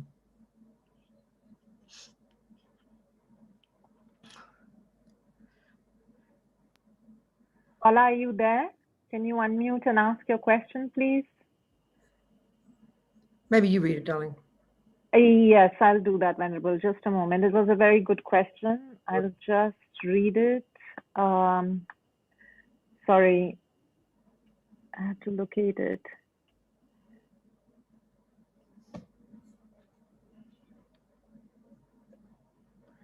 So, okay. I'm so sorry, Venerable, for... Don't worry. Okay, so the question from Paula. Okay, Venerable, while I look for it, maybe we can ask, okay, the Shravana Chakravarti, would you like to ask your question? Please go ahead, unmute yourself and ask. Okay, so Shravana, I think you had messaged me that your audio may not work, so we can't hear you. That's really sad. So just a moment. Do you want me to tell to the question? So I'm Paula. Oh, yes. Yes, yes. Please, Paula, please ask. Thank you very much. Venerable, what can you do in these times for the dying person, in this time of pandemic when we cannot be there with them, like physically? That's right. It's really tragic, isn't it? It's so, so sad. So this is, for me, you see, that again, the essence behind all of this advice, I'll keep reminding you, the point of all this advice, is to help the dying person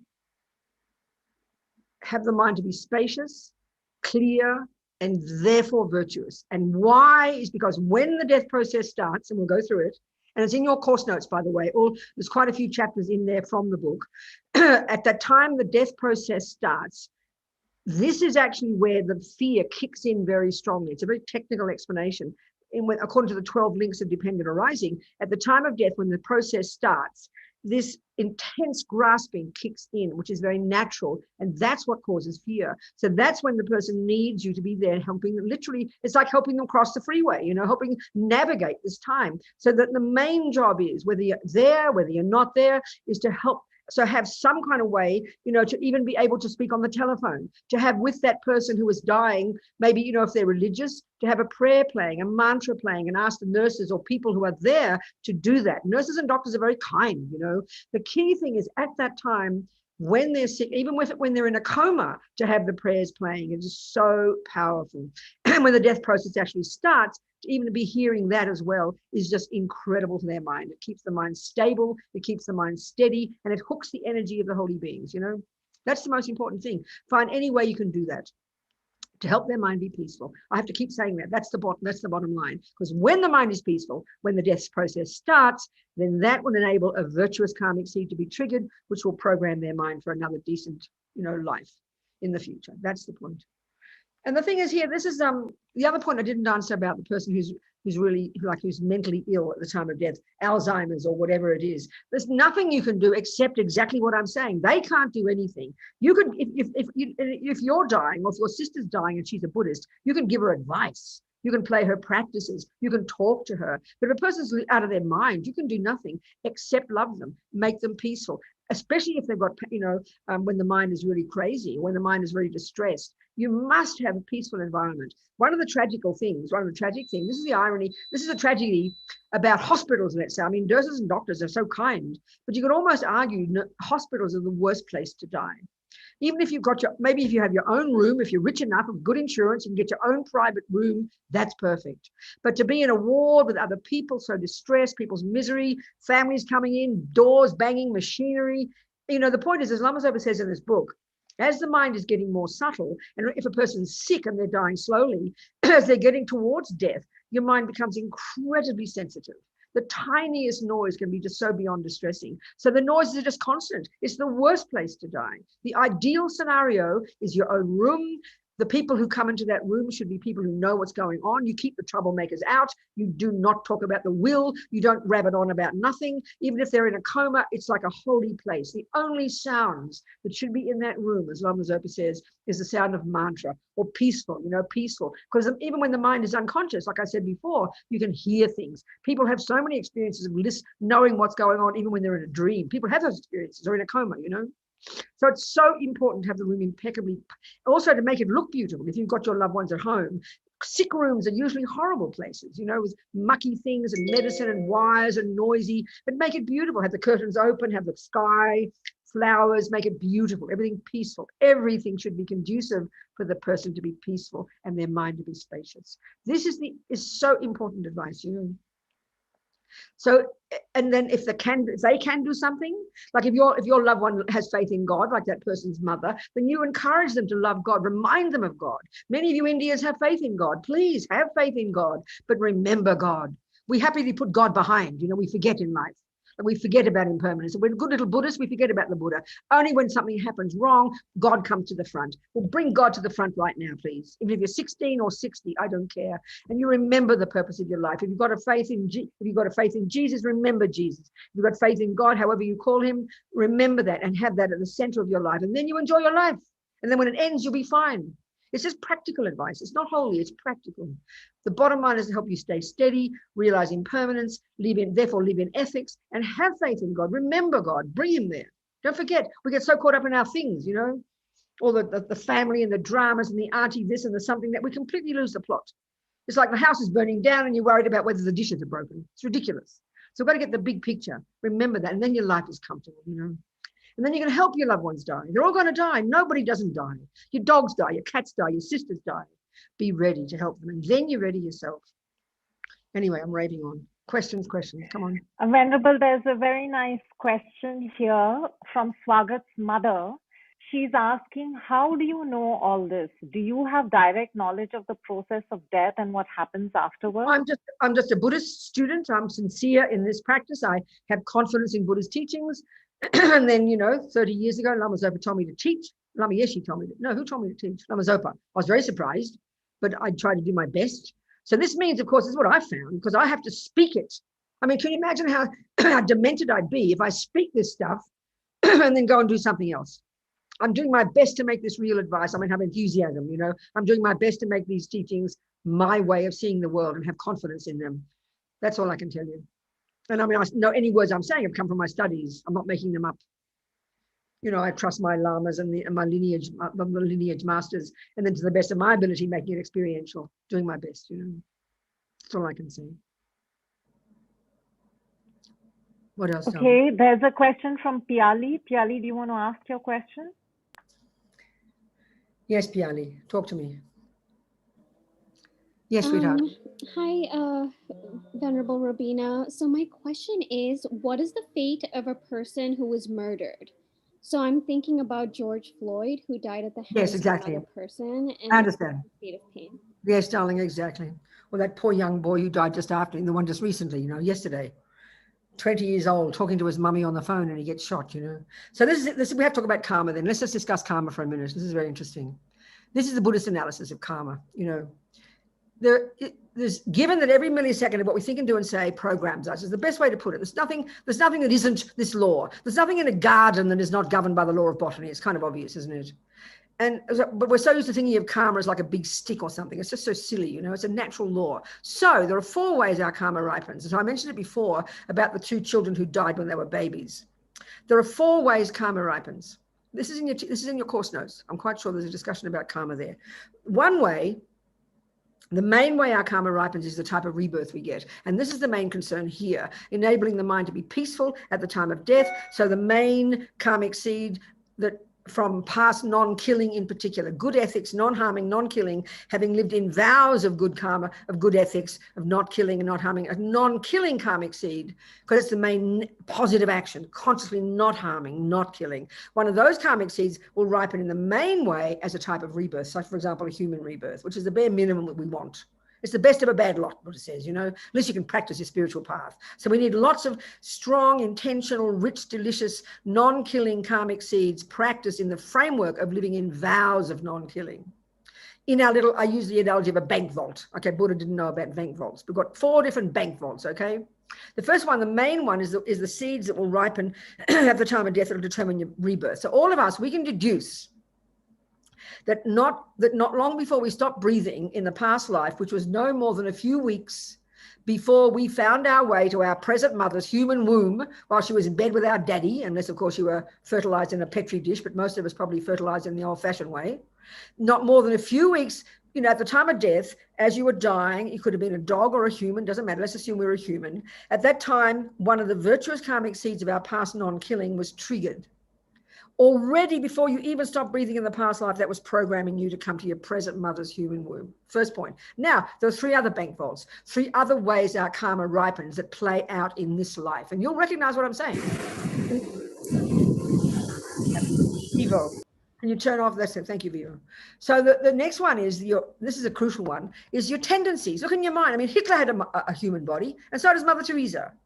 Look at the difference. They both had noses and ears. They got a human body. That's the fruit of their non-killing petrol tank. No, bank vault, this one.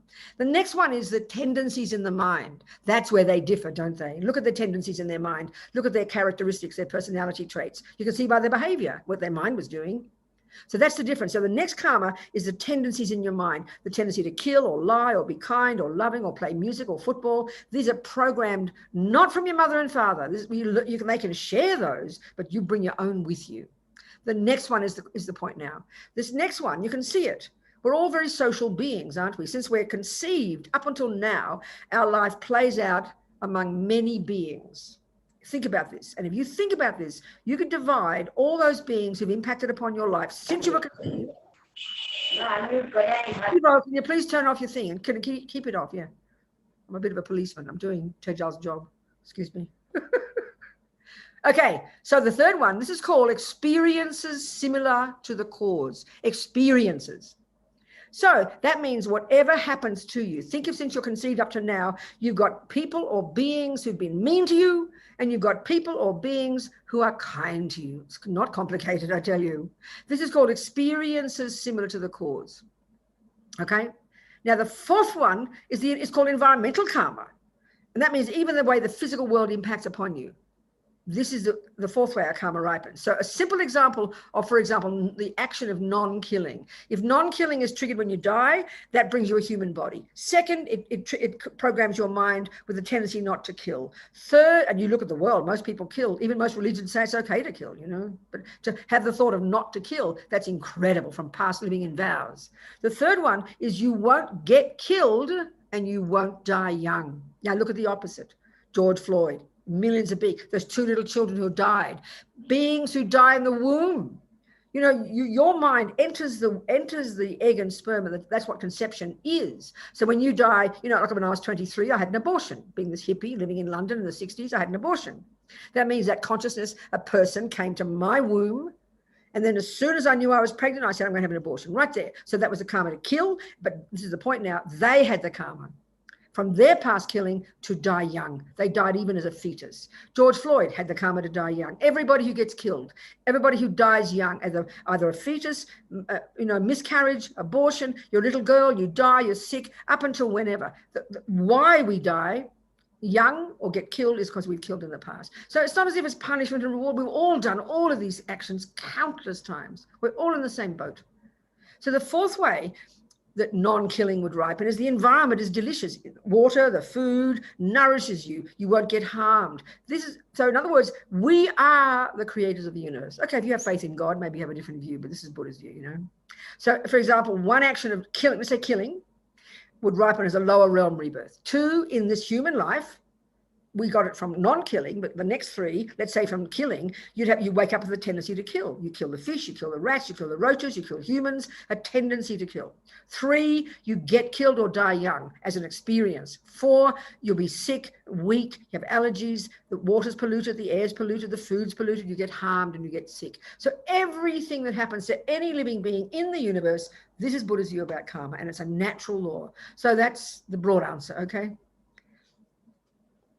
Thank you, Venerable. The next question is from Shrabbana Chakravarti. Shrabbana, please unmute yourself. Shrabbana. Talk to me, sweetheart. Yes, Venerable, can you hear me? I can hear you. Yes, Venerable, thank you so much. It's so nice today to receive your teaching. I wanted to ask you if there's a practice I can do every day to observe and overcome ego grasping. Sweetheart, that's the main job of being a Buddhist. That's the bottom line. But, you know, to get rid of ego grasping, you've got to realize emptiness. So to do that, you've got to control your body. There's a junior school level is you have to control your body and speech. Don't have your body and speech following attachment and following anger. This is already a tough job. Look at our speech. We love to rabbit on about nothing. We love to gossip about our friends. So even the first level of practice, honey, this is junior school. Control the servants of your mind. You think, get the point. So have good ethics. Next level of practice, you know, is be your own therapist. Work on your mind. Understand your mind well. Understand your mind well. You know, and learn to control and distinguish attachment from anger and delusion. That means have a little daily practice. And the next level is you have compassion and you benefit others. It's a slow, gradual process, sweetheart. The question you ask is the final job to be done, but you've got to do all this work in beforehand. So just have a daily practice every day. Have you got a daily practice? Do you have a daily practice? Any kind of daily practice do you have? Yes, I observe my breath. I observe my breath at the nostrils, the movement of the breath. Good, that's a good start. And the reason you do that is why? Why do you think you do that? It stills the mind. Yeah, but it's more than that. That's not the only reason, sweetheart. The real reason to do that is so that when you get off your meditation cushion and you start to do your dishes and work with your husband and children, that you're noticing what's going on in your mind, sweetheart, so you can start to work on your mind. That's the real job. Not just to still your mind temporarily. That's like sitting in a quiet room for 5 minutes. That's nice, but it doesn't help much. It's a good start, but the reason you want to quiet your mind is so that during your daily life, you can see all the thoughts popping up and recognize them and control your body and speech. That's the purpose. That's the long-term purpose, okay? Right. Yes, Venerable. Good, darling. Anybody else? Thank you, Venerable. Smita Tenzin, please unmute yourself. Yes.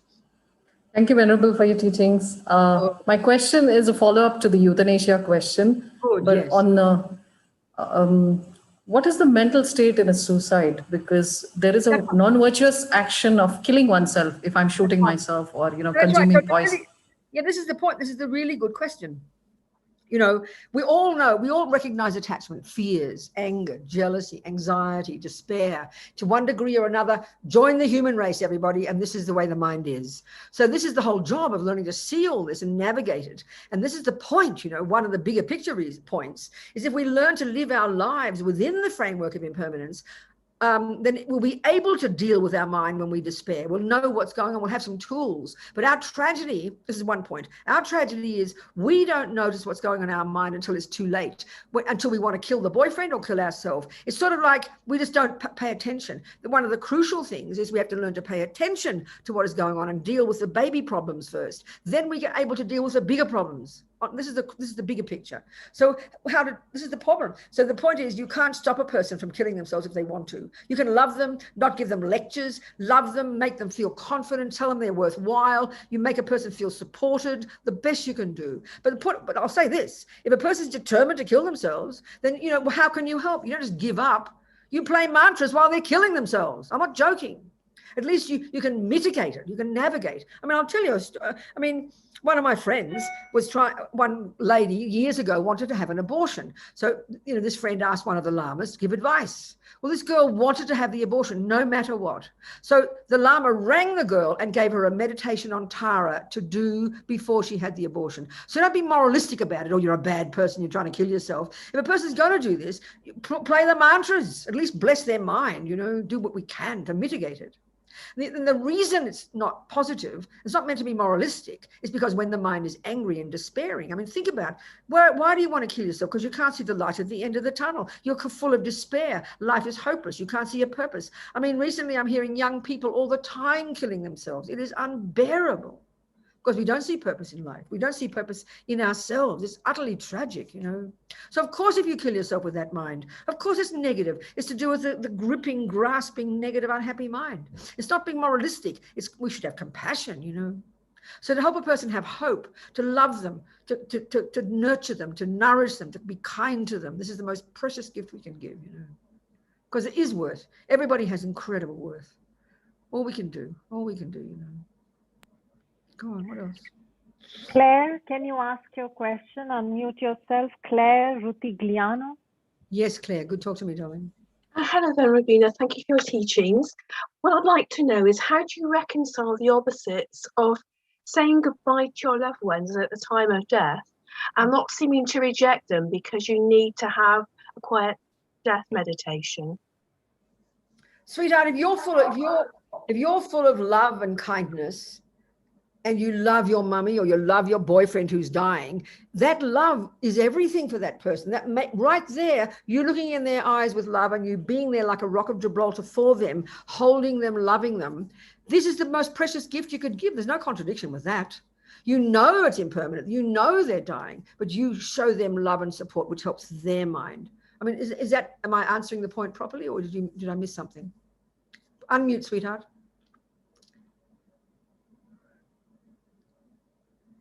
Huh? Go on. Yes. It was at my time of death, when my need for meditation, I see. But not wanting to reject my children, I see. partners, that way around. Oh, darling, I see. No, I think you still being loving and kind to them, and you know, I love this story. Let me tell you this story. I love this story.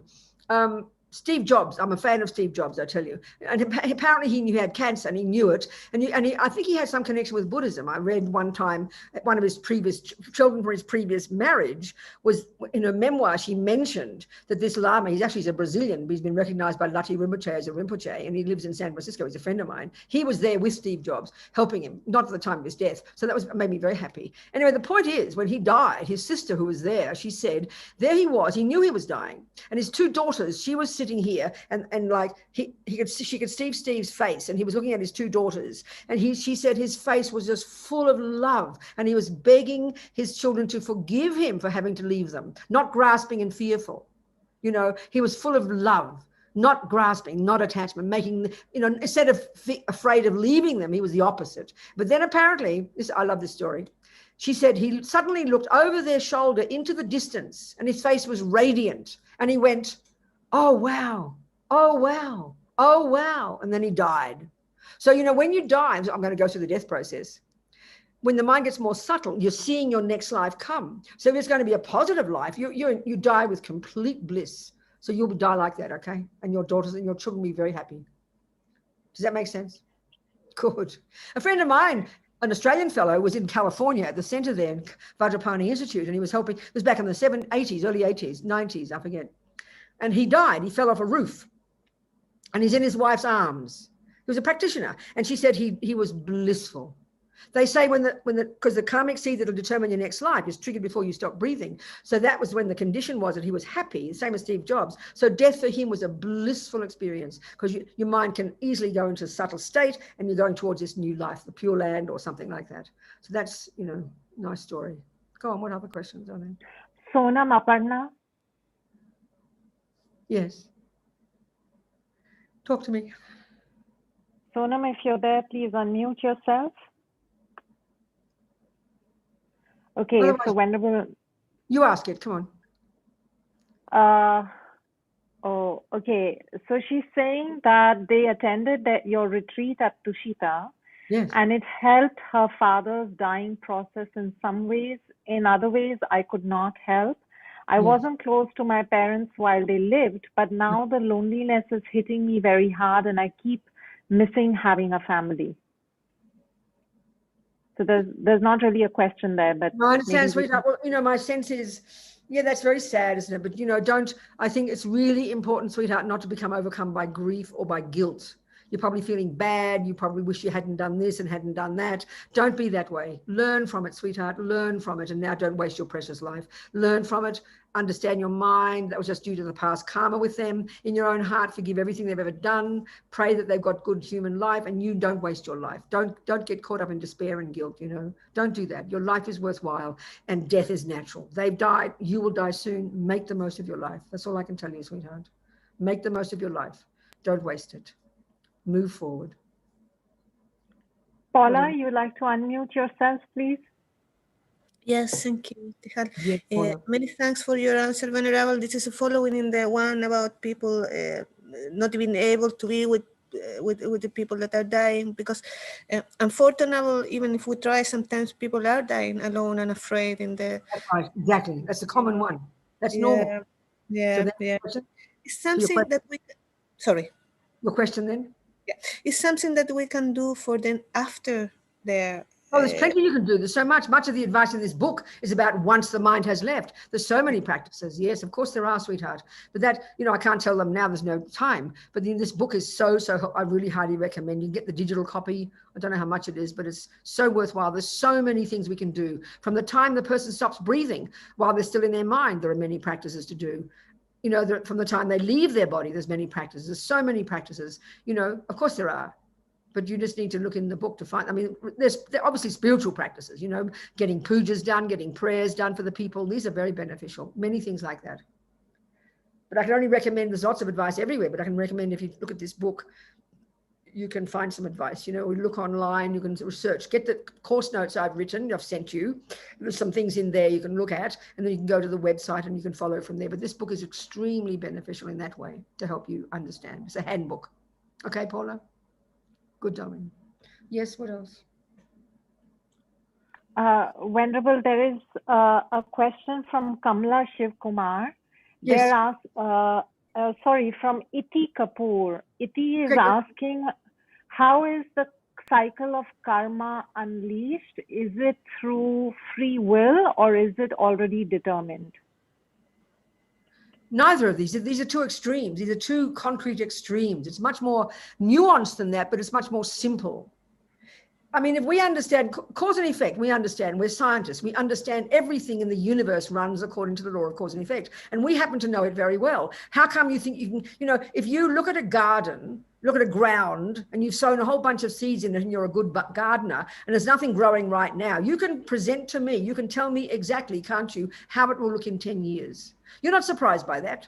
That's not set in stone. That's a natural law of botany. You know which seeds are. You know if you plant it there, it'll bring that tree. You can give me the vision of your garden exactly in 10 years. No one's surprised by that. No one's saying, oh, that's fatalism. Oh, you must be clairvoyant. It's just called the natural law of botany. Well, the natural law of karma is the same. It's playing out every second. Everything you think and do and say, every millisecond is programming you. Every seed you put in the ground is programming that garden. It's the same logic. It's free will. Anyway, give it its, you know, I was fascinated. We all talk about free will, but let's look at its historical source. That's called Jesus Christ. Christians say that God made you and gave you free will. There's no such concept as free will. Free implies it's not dependent. Buddha says everything is interdependent. Dependent arising is a natural law of the universe, and cause and effect is a natural example of dependent arising. So whatever, you know, so if you sit there and play the piano, what's the main cause? It's because you've got the tendency to play piano and because you've practiced it. It's not surprising. Why are you good at anger? Because you've done it before. Why are you good at love? Because you've done it before. You've got the ability in here. You've got wisdom and kindness and intelligence, and you've got ability to look at things and make a decision. It's a dependent arising. It's neither fatalism nor free will, whatever you call it. You know, it's not like that. It's very natural. It's not a surprising thing.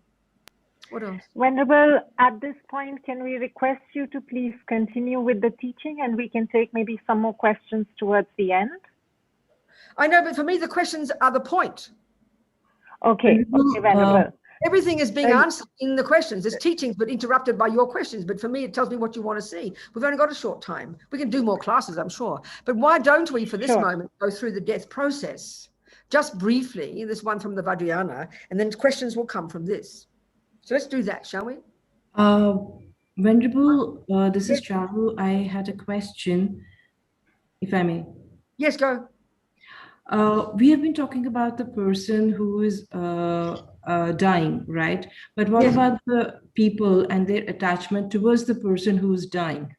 What about them? Can that also affect on the Hugely, yes, absolutely. This is the point about how Lama Zopa talks in the very beginning, and I said it before, how to make the condition most conducive for the dying one. Not bring in all the friends and the family and the crying and weeping. And you've got to really, if you're the person in charge, you've got to be really clear who comes into that room. You've got to make the room beautiful. You've got to make the room peaceful. You've got to really be in charge of what's going on. And all the troublemakers and the little kids who are crying and jumping around, don't bring them in. Everything, every person who walks in that room, everything that happens in that room should be conducive for the loved one to have a peaceful, clear mind. So you really, you know, people who are so attached, you keep them out of the way to make their mind so distressed. This includes pets. We love our pets, you know, but it's mostly attachment. So to have them person, you see, attachment has got multifunction. One is the hunger for something. You want to be close to it and touch it and see it and feel it. This we know, especially when it comes to possessions and our loved ones. You know, you can't bear to be separate from them. This is the worst suffering for the person, you know. So to not have, like, say, the pets, to have so much attachment, have the cat on the body, on the everything, that can really be negative for the people's mind, make them so anxious. And the fact is, the other aspect of attachment is it's kind of the busy mind, always holding on to something. So if the room is full of people and conversations and chatting and animals and friends, and the person's attachment is going berserk, you know, having the television on all the time. That's what they do in old people's homes. It's so tragic. They're drugged out of their brains and the television is blasting junk in their minds. But it keeps them, because attachment needs an object, you see. But if the room is peaceful and there's just a sound of prayers, their energy can calm down. So you keep the objects out of their way, you know. But don't be a policeman about it, but be very wise. So the person's mind has space and can be calm. And whatever they do see and what they do hear can be helpful to their mind. That's so important. That's good. Let's talk about the death process then. This is from the Vajrayana. And the Vajrayana system is the same system that the Tibetan medical system uses. And it must be very similar to the, you know, that Ayurvedic system you people have. And the Chinese one, that asserts this subtler physical energy and subtler mental energy. So basically, this model describes how I mentioned briefly before. We've got gross consciousness, which is our sensory consciousness. Clearly, that exists interdependently with the gross body, isn't it? You can't have eye consciousness, which is not your mind, without an eyeball. You know, so clearly that's the grosser level.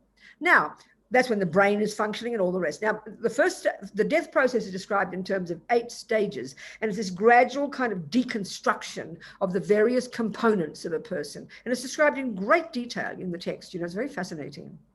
So the first one, and by the way, this process in general tends to start a couple of hours before you stop breathing. It can be a lot quicker, it can be a lot slower. And so one of the things, of course, is, as Lama Zopa says in the book, it's really important we become familiar with this process so that when the death process does start for your loved one, you know what to do. So this takes time to become familiar, you know.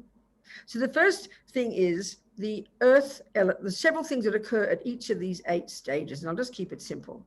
At the first level, your earth element. Oh, by the way, this is very fascinating. This process of deconstruction is exactly the same psychologically and physiologically as the process of going to sleep. That's why the great yogis can use sleep as a preparation for death. It's exactly the same thing that occurs, you know. So the first level, at the first stage, the earth element ceases. So that means the body gets very heavy. Well, look when you're really tired. That's exactly what's happening. The earth element is ceasing to function.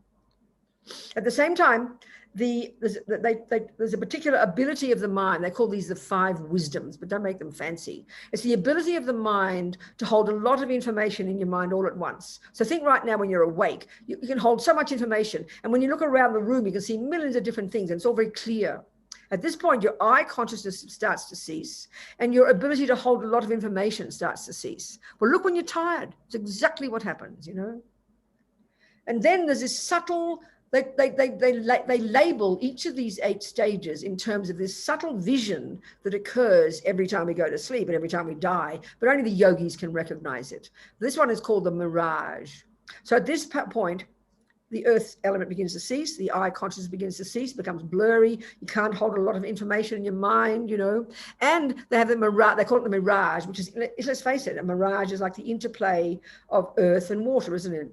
Because now the water element is prevailing. So the next stage, the water element ceases, the liquids in your body start to dry up, your ear consciousness starts to go. And this happens. That's how I'm having a chat with Tejal, you know, sitting there talking and I'm tired and I suddenly don't hear the last 10 seconds of what she said. We all have that experience because my ear consciousness, I'm on the process of starting to go to sleep. I'm still sitting upright, you know, because these components are deconstructing, dissolving, as they say. At the same time, the second stage, this is called the vision of, what is this one? Water and fire. Water, smoky, like steamy, smoky, which is the interplay of water and then fire as the next one. So at this point, the ear consciousness beginning to go, the water element ceasing, and which other one? And then this is vision. Some other things happen. But it's about this point that another process kicks in now. This is in the book, in my course notes. Another process kicks in, which is the 12 links of dependent arising, which is taught in the sutras. And here, this 8th and 9th links are very intense levels of attachment and grasping. These are occurring every second of our life. But at the time of death, Lama Zopa talks about this, they play a very powerful role. And this is when, as you're starting to die, this is when this intense grasping kicks in. Everybody has it, even if you're a holy being. It's intense grasping, which brings fear. And this is the period when you need to be there to navigate, having the right prayers, just being there quietly, allowing the person to go through this process, giving them confidence, making them feel safe, having mantras playing, you know, because that can help anchor their mind. So at this point, now is when the karmic seed that will be the one of among the millions of karmic seeds in your bank vault, that will be the one that will cause you to get your next life. This is already programmed before you even die. So let's assume our past death. At this point, the karmic seed that we created of very strong non-killing in the context of living in vows of non-killing, living in a spiritual path, Lama Zopa says that would have been the cause of the life that we've now got. Already we were programmed at that point, we hadn't even died yet, to go to our present mother's human womb a few weeks later when she hopped into bed with our daddy. Already that's triggered. This is the point that's so crucial for the person to be peaceful, virtuous. And this is the point when Steve Jobs went, wow, wow, wow. This is the point when my friend fell off the roof and he died blissfully. They were going through the process and their mind was peaceful. So a virtuous karmic seed was triggered. Then, as Lama Zopa says in the book, it's like dying is like going towards the light. It is radiant. But if a negative seed is triggered, and you don't have to be a Hitler for a negative seed to be triggered, we all got them. Person who's dying in fear, you know, and I think of these old people's homes. I don't know about in India. They're just so unbearably painful. They're drugged out of their brains. They've got no family. They've been thrown out by their families, you know, and this is where, like the answer to one of the other questions before, how to help. Even you could be the cleaning lady. You could be kind and loving to that old person in the bed, make them feel safe, you know. There they are racking their brains, not knowing how to deal with death. They've never thought of death. No one to love them. They don't know what's going on. The fear is rising. It's just too awful, you know. So really the most precious gift you can give. Lama Zopa says, if you want to help anybody in this life, they need you most at the time of death. This is not joking. Because why? This life is over. You're now helping them navigate to the next life. This is the most important gift, precious gift, you know. And so, of course, I'll finish the death process in a minute. And of course, if you have faith in God, please, I said, have faith in God. Have faith in God. Do what that person's mother did. Deal with it, struggle with it, bring God to the front, accept God's will. You'll die blissfully if you do this, if that's what you have, your faith, you know. But start thinking about it now. Don't wait till death. Live your life in the framework of that. Then you live in ethics, then death will be a happy death. As Lama Zopa says in one chapter, if you know, loving kindness, if you live your life being patient and kind and loving, you don't even have to think about death. You will die blissfully. Your mind will be ready, you know. So the next step, the third one, and by this point, the karmic seed will be triggered. And you can even tell by looking at the person whether a negative or a positive seed is triggered. Because if it's a negative seed, they will be extremely distressed. They'll be freaking out. You know, I mean, I've got many stories. One friend of mine in Queensland, a nun, she sits with the dying, said one fellow, she'd never seen anything like it. He was like, he turned into like a monster. His eyes became red. He was screaming like he was seeing the most monstrous experiences. I'm not trying to freak you out, just telling you experiences, you know. We can assume that a negative seed was triggered and he was moving towards a suffering rebirth. But what was interesting about him, she said suddenly he calmed down and he became very peaceful, and then he died. So she asked one of her lamas, and he said, yeah, he probably purified some lower realm karma, and then it finished, and then he died peacefully. So it could be all sorts of things, you know. But this is the point where it's got to be so quiet and peaceful. And so at about this point, the second or the third is when the karmic seed is triggered. And then that's where it's so important. So the next thing, the third stage is the fire element. The heat in the body begins to cease. Eyes, ears, I think nose consciousness ceases. Yeah. And then the vision is like of sparks, the interplay of fire, and then the next one is air. And all these visions, of course, every time we go to sleep, these happen, but we don't notice because we're not meditators, you know. So then the fourth one is, by this point, also your ability to hold, first one is your ability to hold a lot of information. The next one, the second stage, is your ability to distinguish between pleasure, pain, and indifference. This is ceasing. The third one is your ability to even distinguish between your friends and enemies and strangers. You've got your auntie on one side of the bed who you can't stand. You've got your beloved husband over there. You can't tell the difference by this point. You're gradually losing the plot, deconstructing. The fourth one is you no longer even know who you are. You know no concept of who you are. You can't put anything together. Your tactile consciousness and your tongue consciousness cease. And your breath goes out and doesn't go in. And that tongue, I always remember this, 𝗓𝗓𝗏𝗏, one of my lamas, he used to teach it to Shita in the 70s when he was in India. I met him in Delhi in the 70s. I remember he said, that tongue that has spent its life gossiping is now useless. I love that. So by this point, you now stop breathing. And now, this is the interesting point. This is when we in the materialist world think that you're dead, but you're not dead yet. And from this point of view, the Vajrayana point of view, not all Buddhists think this, is the Vajrayana. They say it can be up to 3 days before your mind leaves the body, because now you've gone to your subtle consciousness. And your subtle consciousness, which is this, your mental states, they're more subtle. They're all these states of mind coursing through the 72,000 subtle channels of your body, inextricably linked with the different levels of prana. This is the natural law. And so these are gradually ceasing. There are quite a few commentaries on this, quite detailed ones existing in English, I think. So then we gradually go different stages. You know, the physical components at a subtle level, they're made up of these 72,000 subtle channels, the prana or the wind energies that course through those channels. And then third, the subtle, the kundalini, the subtle red and white drops, the Tibetans call it tighle, which come from the parents. So when your very, I'm going to talk about this, when your very subtle consciousness goes to your mother's fallopian tube where it joins the egg and the sperm, it's actually joining at a subtler level the subtle white and red drops that are the subtler level of the egg and sperm, and that's the kundalini, and your very subtle conscious joins that very subtle red and white drop, and that's the beginning of you, and you begin at the heart chakra. In the subtle body, we've got these different 72,000 subtle channels, a central channel that goes from here all the way down to the cervix for the women and the penis for the male. We've got 2 side channels that go from here, that go up and then all the way down, ending in the same place. Then all the other channels all tangled up, you know. And at different points, there's a constriction of many channels blocking. These are the chakras. Here, here, here at the heart, below the navel, and 3 at the secret. Externally for the men and internally for the women. So the next level of practice, the 5th stage of death, the white kundalini, which resides mainly, predominates at the crown chakra, and that's the basis of your ability to experience pleasure, happy feelings. That trickles down the central channel and comes to your heart chakra. At your heart chakra, that indestructible drop of that very subtle red and white energy that your consciousness joined at the time of conception, that are in the egg and the sperm, that's the indestructible drop, they call it, and that's at your heart chakra. So the white comes down, and then there's a vision of a white sky. Clearly the yogis can see this, we can't see this. The next level is the red kundalini comes up. That's at the navel, and that's the basis of your ability to experience heat in this body.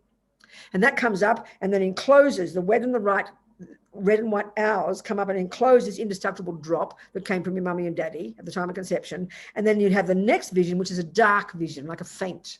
And then that opens, and then you have the clear light vision. So what's happened is all the subtle energy, the physical energies have gone ever more subtle, ever more subtle, ever more subtle, until you get to the very subtle consciousness. Then the physical energies, ever more subtle, ever more subtle, ever more subtle, all the way to the very subtle wind energy. This is inextricably linked entity, this very subtle wind, very subtle mind. This very subtle mind is the repository, if you like, of all the billions of karmic seeds we've planted since beginningless time that haven't yet ripened. And that's inextricably linked with that very subtle wind. And then that entity, the very subtle wind and mind, that eventually leaves the body and then programmed to go to your next life. But that can be up to 3 days before it leaves. The yogis at that point can meditate. They've gone through this process with complete control, and they've practiced this their whole life. One of the chapters in the book is called Yogis, Death is What the Yogis Have Been Waiting For. They practice meditation going through this process, so they're completely familiar with it. So when death comes, they can go through it and get to the very subtle level, totally conscious. And why do they want to do that? Because that's when you can become enlightened, because that's the most potent, powerful, capable level of consciousness. And that's what they've been preparing for their entire life. So the best we can do is die happily, die peacefully. So we go through this process anyway, meditate on this process. It's in the book. You can train your mind to become familiar with this process. So at the time of death, when you stop breathing, there's 2 more days usually before your mind leaves the body. This is so important, you know, to leave the body. And there's many, many discussions about this one. So I remember while I was doing this book, I read a marvelous book by an American medical journalist called Nick Teresi, and the book is called The Undead. It's not about zombies. He's a very funny, wonderful journalist. He's always cracking jokes, but his expertise is death. So in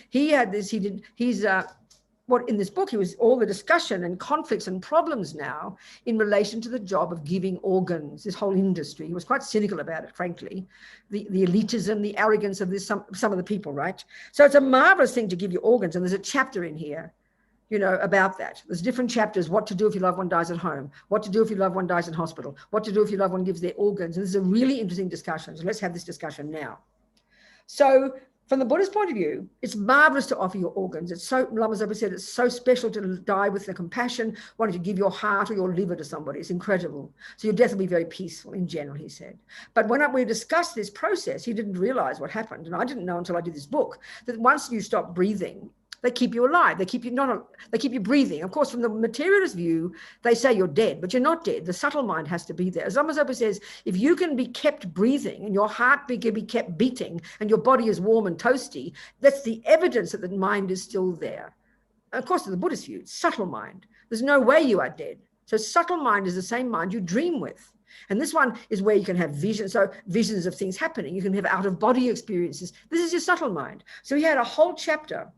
This man is an atheist himself, but he had a whole chapter on what people call out-of-body experiences, which is just subtle mind, of people who've been under anesthetic on the operating table, who then report completely exactly what happened during it. Of course, the medical profession are cynical about this. Don't be ridiculous. It's not possible. But he joked and had one example of one woman who had to have such a radical procedure that they had to practically make her dead before they did the procedure. But she reported the most vivid out-of-body experience. And so they cannot explain this. It's not possible with the materialist world.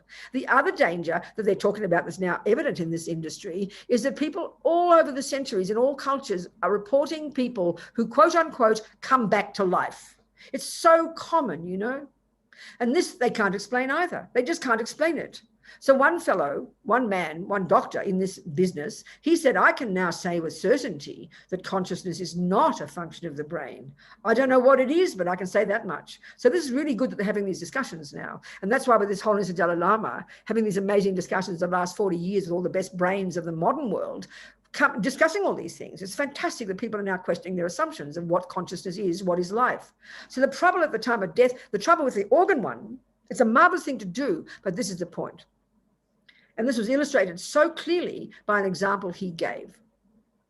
Okay, like I said, the main thing is from the time of the second stage when your mind, when the karmic seed is triggered, to go to the next life. That's already programmed. Let's say you're a person, I'll use the example of this woman he mentions in the example I'll give it. Let's say this woman, she's going to give her organs. So she dies peacefully. A virtuous karmic seed is triggered. She stops breathing. They keep her brain going. They keep her heart going. She's all warm and toasty. So that means her mind can't leave her body. She's not dead. Her subtle mind is there. Her gross mind has ceased, but she's still alive. So now first of all, he had a whole chapter about ordinary people, as I said, having out-of-body experiences, watching what's going on in the operation. Well, she would have had exactly the same thing. You'll see my example. She's on the operating table, and he reports that the nurse monitoring the heartbeat, she's on the operating table, she's on the machine, she's technically dead for them, and the heartbeat, the moment they got the circular saw to cut her open, to take her organs, the nurse monitoring the heartbeat saw that the heart went from 100 to 200 beats a minute. And the author cracked a joke and said, I wonder what a dead person has to worry about. But this is the Buddhist analysis. I'm assessing this, that her mind has to be still there because the machines were keeping her warm and toasty. That's because her mind was there. So she was having an out-of-body experience. So she was watching. She still knows she's her. And then she's having a panic attack. What are they doing? Cutting out my organs. Don't they know I'm still alive? Well, what that can do is reverse the karma, freaking out, and that can change the karma to negative karma. That's the danger. That's the one danger. That they might have died with a peaceful mind, which triggered a good karmic seed, but that can be reversed when something bad happens. And that's why one of the key things they all in this process is to don't touch the body. You leave the body because you can disturb the body. If you have all this attachment, you're clinging, you're kissing your loved one, they're dead, it can completely freak their mind out and change their karma. It's so important to leave the body in peace, So that's a very interesting story, I find. Very fascinating. So Rinpoche just said you have to be careful. The hospitals have to be careful. It's a very interesting point. So anyway, the death process will continue. But the fourth one, you stop breathing. The fifth happens, the sixth, and go all the way to the clear light. Then it can be up to 3 days before your mind leaves the body. And that 3 days, it's very difficult. I mean, these days, dying in hospital, you have a half an hour if you're lucky, So if your loved one is going to die in an institution, it's really important that you keep your wits about you and you discuss with the hospital beforehand that you want your loved one to be left alone as long as possible. So sometimes the hospital might have a spare bed. Sometimes they've got no time. When Lama Yeshe died in Los Angeles back in 1983 or something, I always forget the year, they were so kind, he said, Lama Zopa said, they gave him another room. They let him sit all day on the stretcher in another spare room. And they did prayers and things for Lama Zopa. But if you can leave the body for 3 days, that's perfect, the best. If not, and there's these different chapters, what to do at each of these scenarios, there's at least certain practices you can do, even if it's only 30 minutes, you can do your best. So what to do if your loved one dies in hospital? What if your loved one dies at home? What if your loved one dies suddenly? There, again, you got to have a wits about you. Suddenly grandma drops dead in the soup. We have a panic attack and call the hospital. That's fine, do that. But be aware of her mind. Say mantras. Try to see if she's still alive and do what you can to help her mind. Always the mind, So once you've left your body, let's just describe this. Once your consciousness, after 3 days, the very subtle consciousness, inextricably linked to the very subtle wind energy, which are the building blocks of the next body and mind, and the mind is carrying all the karmic seeds of all the past karma from trillions of lifetimes, or like programmed with them. When the time is right, the mind will leave the body, and then it will go through a reverse process of that death process, and you'll kind of wake up in this intermediate state, which is exactly what happens at sleep. You go to deep sleep, that's like the gross level. The death process of the 8 stages is the same as sleep. Then you wake up in a dream, don't you? So you go through the reverse 8 stages and you wake up in this subtle kind of existence of a dream. Well, the bardo of the intermediate state is exactly the same, except you've left this body. So the second your mind leaves that indestructible drop at your heart, the second that opens, or when it eventually the consciousness, your clear light consciousness, your very subtle consciousness leaves there and then goes through the 8 reverse stages and wakes up in a dream state, which is called the intermediate state or the bardo. And that experience is very much determined by the karma that was triggered before you stop breathing, that determines your next life. It can be very intense, just like a dream, or it could be very peaceful. And then basically what you're doing is waiting for your new mummy and daddy to hop into bed.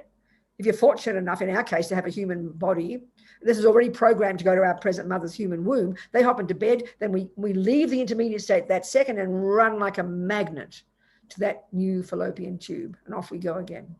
Or if you create the course to be a lion or an ant or whatever, there's probably not much waiting room not much waiting time to get an ant life. You'll probably get one pretty quickly. So now you better ask me some questions. Venerable, there are 2 questions in the chat which are connected and they want me to read it. Good. So it's one question from Anil Chibber and another from Shiva Kumar. Yes. Anil is asking that from Milarepa's life, we know that he killed many people, but then he met his Guru Marpa, and because of the karmic connection and purified all the karma. Can you, and even attained enlightenment in that very life, can you elucidate that a person in today's time, how can they purify their bad karma and pass away peacefully? Of course, no, the point is about... Okay, yeah. And the second question is, a person who has very bad, who's been very bad in this life, can become calm while dying and navigate into a better life. If yes, where is the cause and effect principle? I understand you exactly. What we've got to realize is we've got trillions of imprints in our minds, seeds in our mind. There's intense amount of programming. At this moment in time in this particular life, just a few of our tendencies have ripened that are suitable to this human body. Just a few of our experiences have ripened. There are billions of karmic seeds there. And because we're not clairvoyant, we can't see which ones, you know.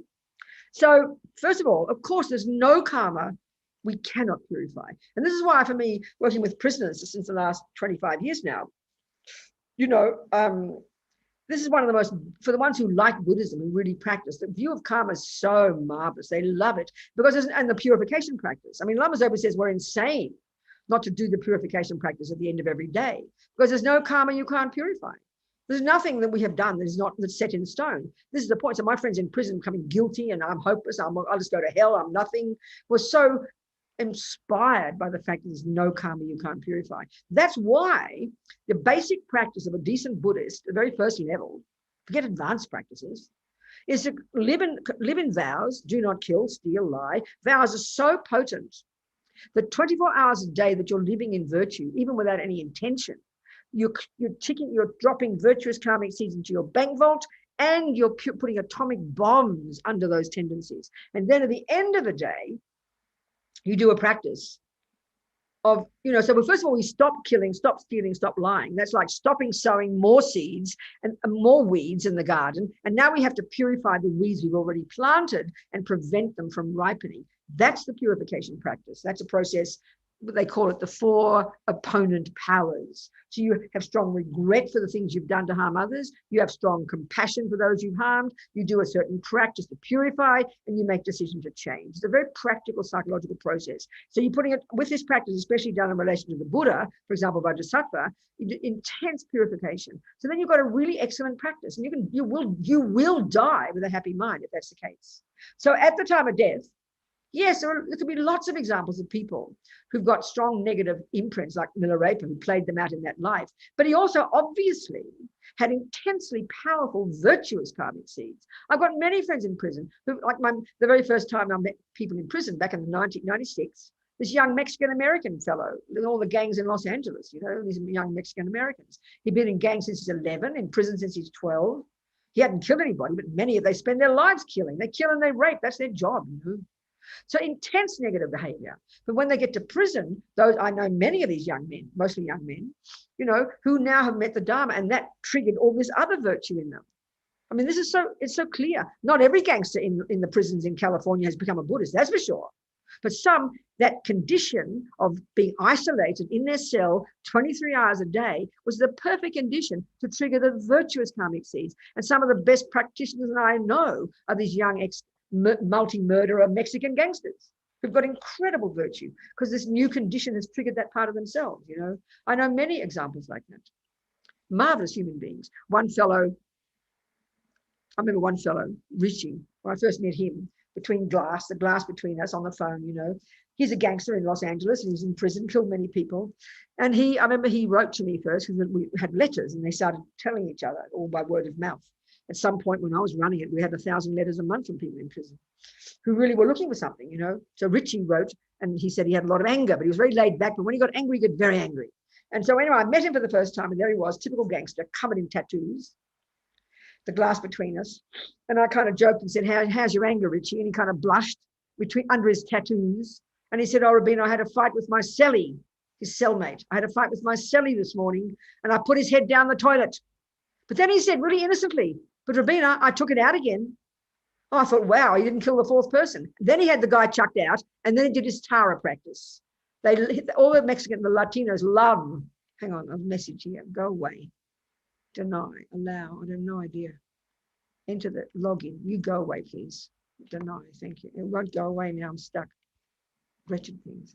So I was amazed. I thought, oh, fantastic, that's practice. You know, there he is, this maniac guy in his cell trying to practice. He didn't kill the fourth person, and then he just sat down and did his Tara practice. I thought, well, that's practice. I admire that, you know. So anyway, there's no karma you can't purify. And of course, it's possible to have millions of virtuous karmic seeds there, and then something changes in your life and it transforms you. But not everybody who's a gangster is manifesting their practice because they can't access their virtuous seeds, but some can, for sure. Go on. What else? Richa, would you like to ask your question?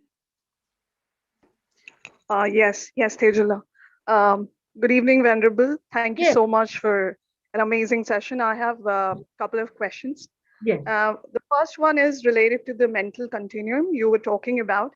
I've always wondered when one achieves Buddhahood, does the mind continuum merge with all the dharmakayas of Buddhas, or every Buddha has their own dharmakaya?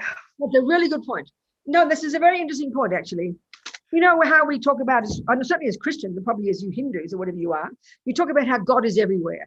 Buddhism talks exactly the same way. You know, Buddha is everywhere. The Buddha mind, the Dharmakaya, as you said, the unmanifest, all-knowing, all-compassionate, all-powerful consciousness of a fully developed being. There's no body there. They don't need a body. They've gone past needing bodies. Their mind pervades the universe. And think about it. If consciousness, for Buddha, you know, consciousness is not physical. And consciousness in Buddhism would incorporate what you guys probably call a self or a soul, just speaking loosely, okay? So this consciousness, when it's fully developed, it can't not be everywhere. Think about how something not physical, how can it be confined by space or time or matter? It's not possible. So there's only one Dharmakaya. There's only one God. That makes sense. But there are billions of manifestations of Buddha mind. So there's the Dharmakaya, which is the Buddha mind, all pervasive, all knowing. So when you become a Buddha and I become a Buddha, we become the same Dharmakaya. You could argue like that. We don't come from the Dharmakaya. Like, it's not as if they talk about God. I don't know how you people talk, but you all go back to that source. Not like that. There's no source. Dharmakaya is your natural potential. But there are billions of Rupakayas, form bodies.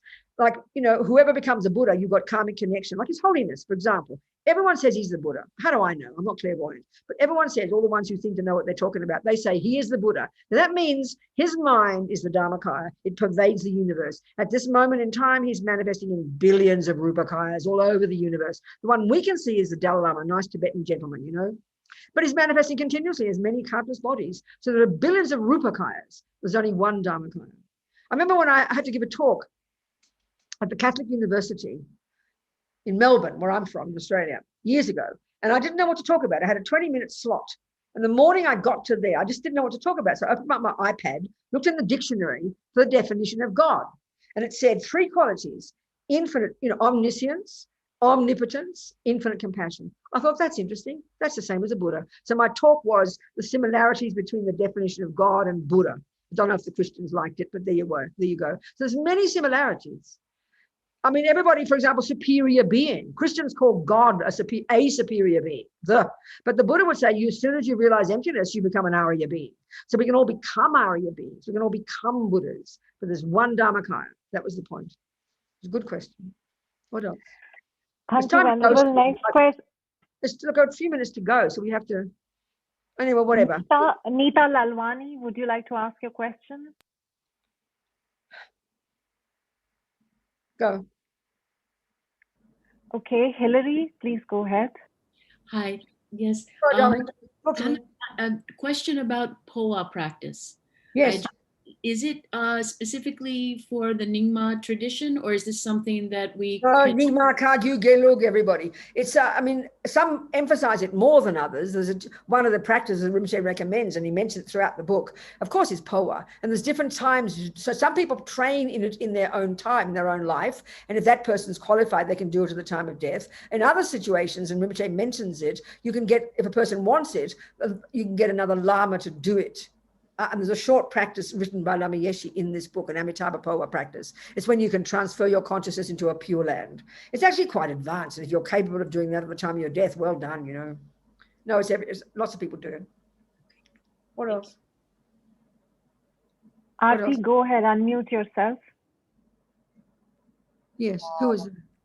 Yeah, my question is, if you find an animal or a human in pain and you assist them to die, does that count as killing? And what karmic?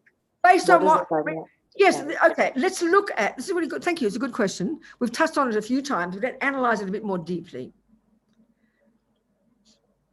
The real meaning of the word karma, the intentional is the word, it's referring to mental action, and that's intention. So not intention meaning a good intention, that's motivation. They use the word differently, but this is one of the things in the mind every second, this is the karmic explanation, in the mind of every being there's intention every millisecond, and it's driving everything we do and say and think. Now, 99% of the time we're programmed, we don't even notice, but that is there. So when we have, so intention is what drives everything else. You know, in order for me to go get a cup of tea, I have to have the thought, I want a cup of tea. My body will not move until I say, I want a cup of tea. Even if I say, oh, I might like a cup of tea, nothing will happen. When I say, I want a cup of tea, it's volition, intention. This is incredibly powerful. So, there are 4 things in place in order to qualify any action we do that's a complete action, which would be a karma that would drop a seed in your main bank vault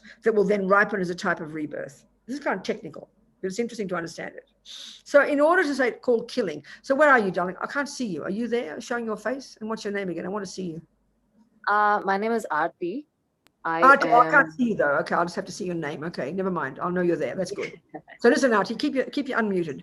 So let's just say, you know, Mary decides she wants to put it into her life. Okay, so there's Mary. She has to have the intention to do that. It won't happen. You know, you can take a pill by accident. There's no intention. How can you say you killed yourself? You didn't. It was an accident. But if intention is there, and the intention is, I will kill myself. Of course, we don't say it so bluntly. But then this is the point now, sweetheart. First of all, in order for it to be a complete action, usually, whether it's killing another person, it's slightly different if you kill yourself, but essentially the principles are the same. The first is, there's you. Second is the mind involved. And that means 2 things. 2A is intention, I will kill myself. I know it's not that blunt, but I'm just analyzing. 2B is the crucial one, the motivation. So I say to Mary, why are you killing yourself? Why do you want to kill yourself? She'll say, because life is unworthwhile, or I'm raging, or I'm angry, I want to get back at my husband. It all depends on her motivation, sweetheart. So the point is, but because most of us have no control over our mind, we cannot control the fear that will start to come once we start dying, then it's playing Russian roulette with yourself. It's just not practical to do it, but it's hard. Even if you die, I mean, you could argue, let's say you've got compassion for your family and you see there is such a burden. It's not impossible to imagine you really have compassion and you kill yourself with enormous compassion. But that would be unusual. My feeling is you do it out of despair. It's a negative, it's an unhappy reason. It's an ego-based one, even though it's sad. So it's just dangerous for a person. That's all. It's just dangerous because the mind can't be happy when you do that. It can't be virtuous. Therefore, it can trigger a negative seed. But we can't say for certain, sweetheart, because we don't know, you know? We don't know people's minds. My question's more about the action being on somebody else. Like if I find sweetheart, it's the same thing. It's exactly the same thing. Even if your motivation, this is now the point, Aarti, it's a good point. Even if this is the same with your dog or your grandmother. And we all do it to our pets, you know? This is the point now. There's 2 things. There's Mary, who wants to die, and there's Aarti, who is going to help her. So there's 2 things. One is the karma of Mary, what happens to her mind, that's one thing. Your reason to help Mary die is compassion, isn't it? You're not trying to kill her, right? You're not trying to be mean to her, are you? It's compassion, right? So from your point of view, you could argue, Aarti, your motivation, you really do mean well. So from your point of view, you can't say there's much negative karma. But listen, Aarti, the reason you killed Mary is why? What's the reason you killed Mary? Compassion, isn't it? Yeah. And you want to stop her suffering, don't you? Right. You want to stop her suffering, don't you? So if we take the Buddhist view, when Mary dies, her consciousness will take another rebirth. So let's just take it on that basis. Do you have certainty that when Mary dies, she'll get a really good human rebirth? Do you have that certainty? No. No, okay. So then it's like Russian roulette, isn't it? So you mean well, you're okay. But did you help Mary? You can't be certain, honey. So it's a bit like I've got a headache and you really want to help me, but you can't remember whether the pill is cyanide or an aspirin. I'd rather I keep my headache, please, and you back off.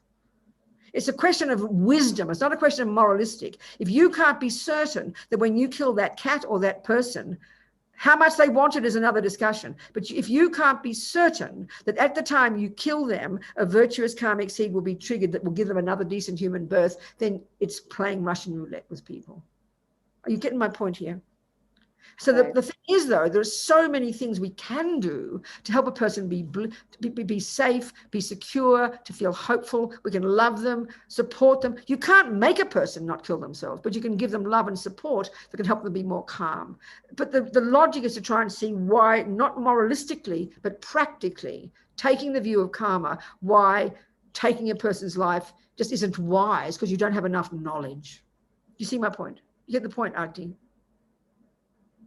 Good, darling. Thank you so much. I did. Thank you. Thank you very much. Good, good, good. Richard, hang on a second, Tajal. We can often see with our pets, we do have compassion. I don't know if in India you kill your pets, I'm not sure. But, you know, it's so common in America. But we do have compassion. There's no doubt about that. And as I said to Aarti, that's okay for us. But what about your poor pet? Can you be certain your little dog will get another decent human birth and carry on their spiritual path? No, you can't. So when we try to make it safe and secure, give it pills, make it love, calm down. That's the best thing we can do to help navigate, you know. Yes, go on, Teja. Rita, go ahead and ask your question. Yes, it's me, Venerable, again.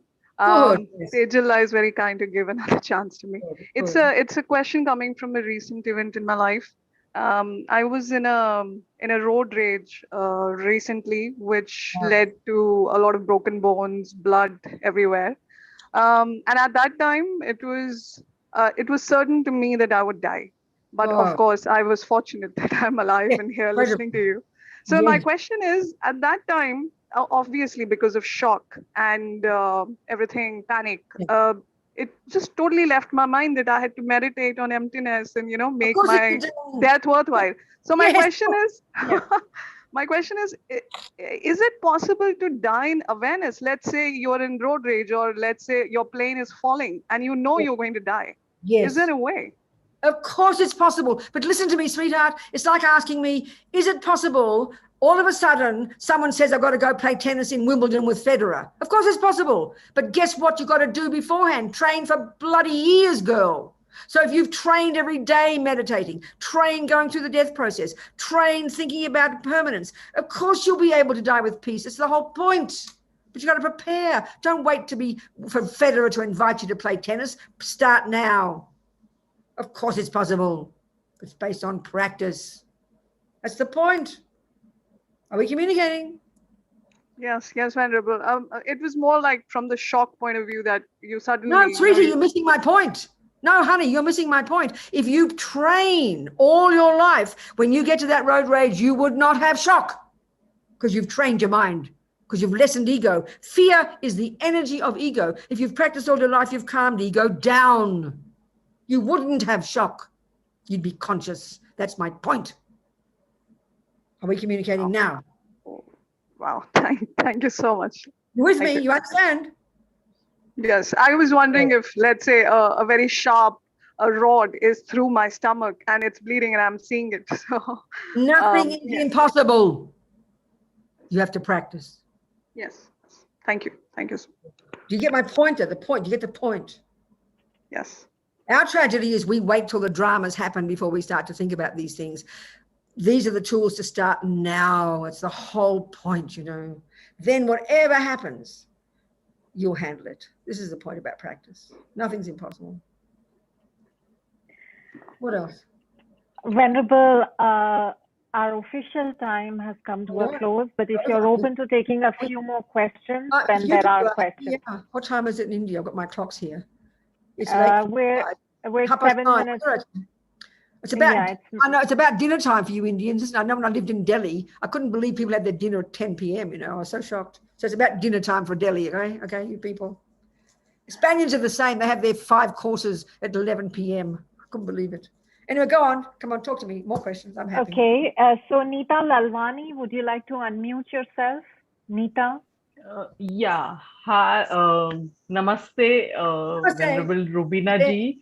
Yes, I wanted to ask you in continuation with the previous question that suppose I prepare all my life, I meditate and prepare for death, everything, but suppose I just I lose my senses and I don't know what's happening with me. Then how do I prepare for that last part when I'm not in my senses at all?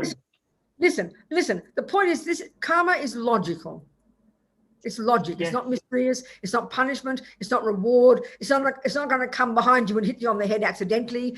If you, I mean, I have to use the same example. If you practice tennis every day, 8, 10, 12 hours a day, every day, the result is logical.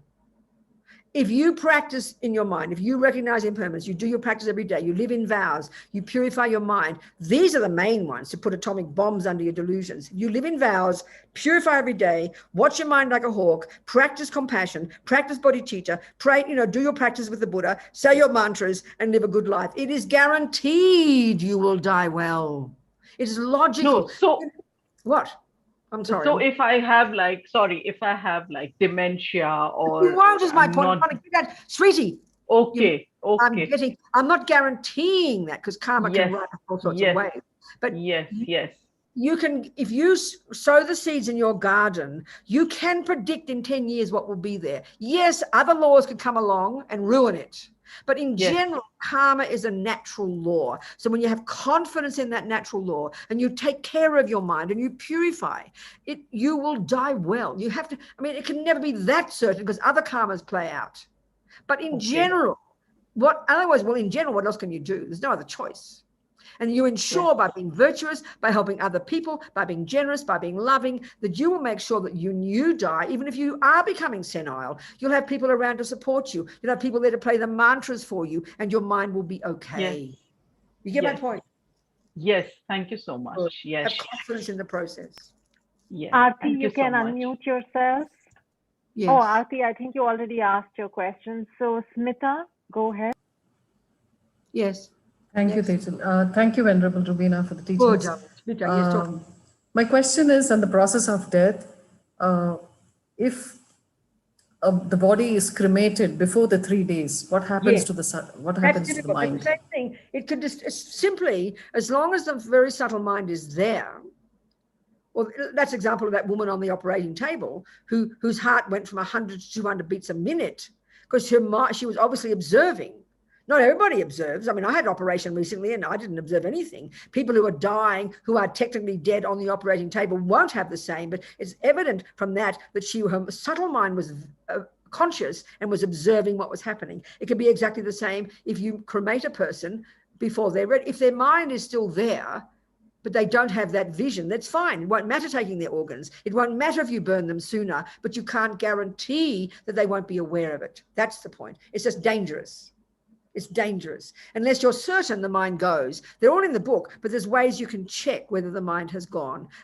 One really simple way of checking, this is on your animal as well, because the whole process of deconstruction, all the energies go from the crown down to the heart and from the feet up to the heart. So if the rest of the body is really cold, but if you put your hand just above the center of the chest where the heart chakra is, if that's distinctly warm, that shows the mind is still there.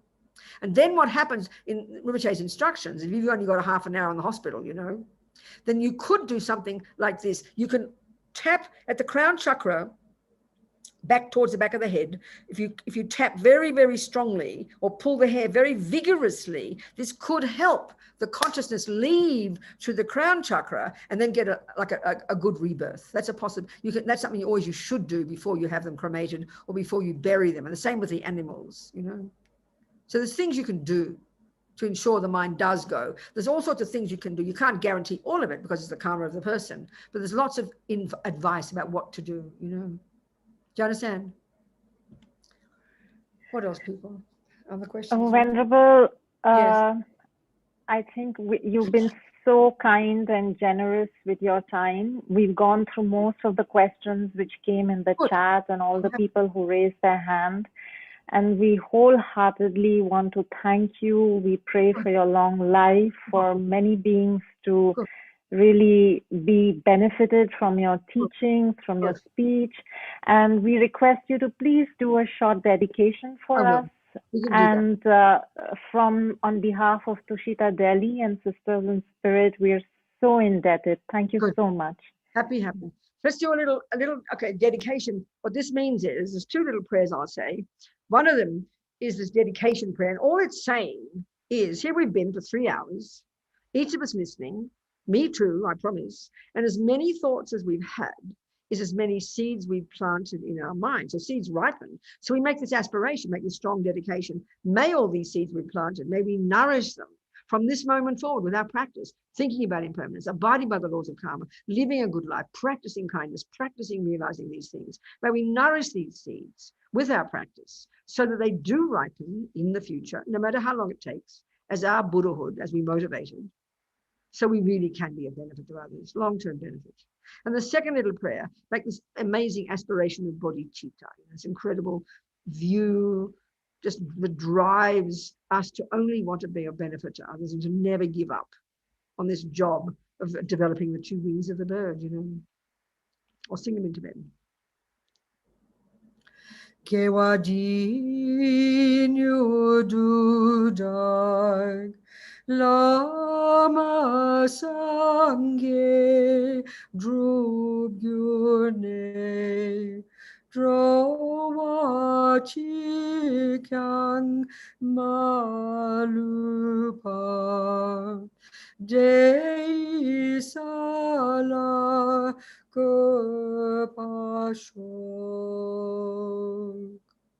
Jangchob Semchog Rinpoche Makye Panam Kegyochig Kepanyampa Mepayang Gongne Gongdu Pavasho.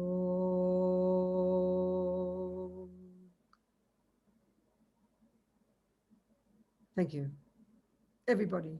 Much love, and never give up. Whether you have faith in God or Mickey Mouse or Buddha, I don't care. Never give up, working on your amazing potential and helping others, and then you'll be ready for death. And you'll say, bye-bye, see you in the next life. All good. Thank you, precious ones, everybody. Much love. Thank you so much for inviting me. Thank you, Venerable. Marvelous work. Sisters in Spirit, you're doing a beautiful job. Thank you, Venerable. Thank you, darling. Thank you so much. Venerable. Thank you so much, Venerable. Thank you so much. Thank you, Venerable. Thank you, Venerable. Thank you so much. Thank you very much, Venerable.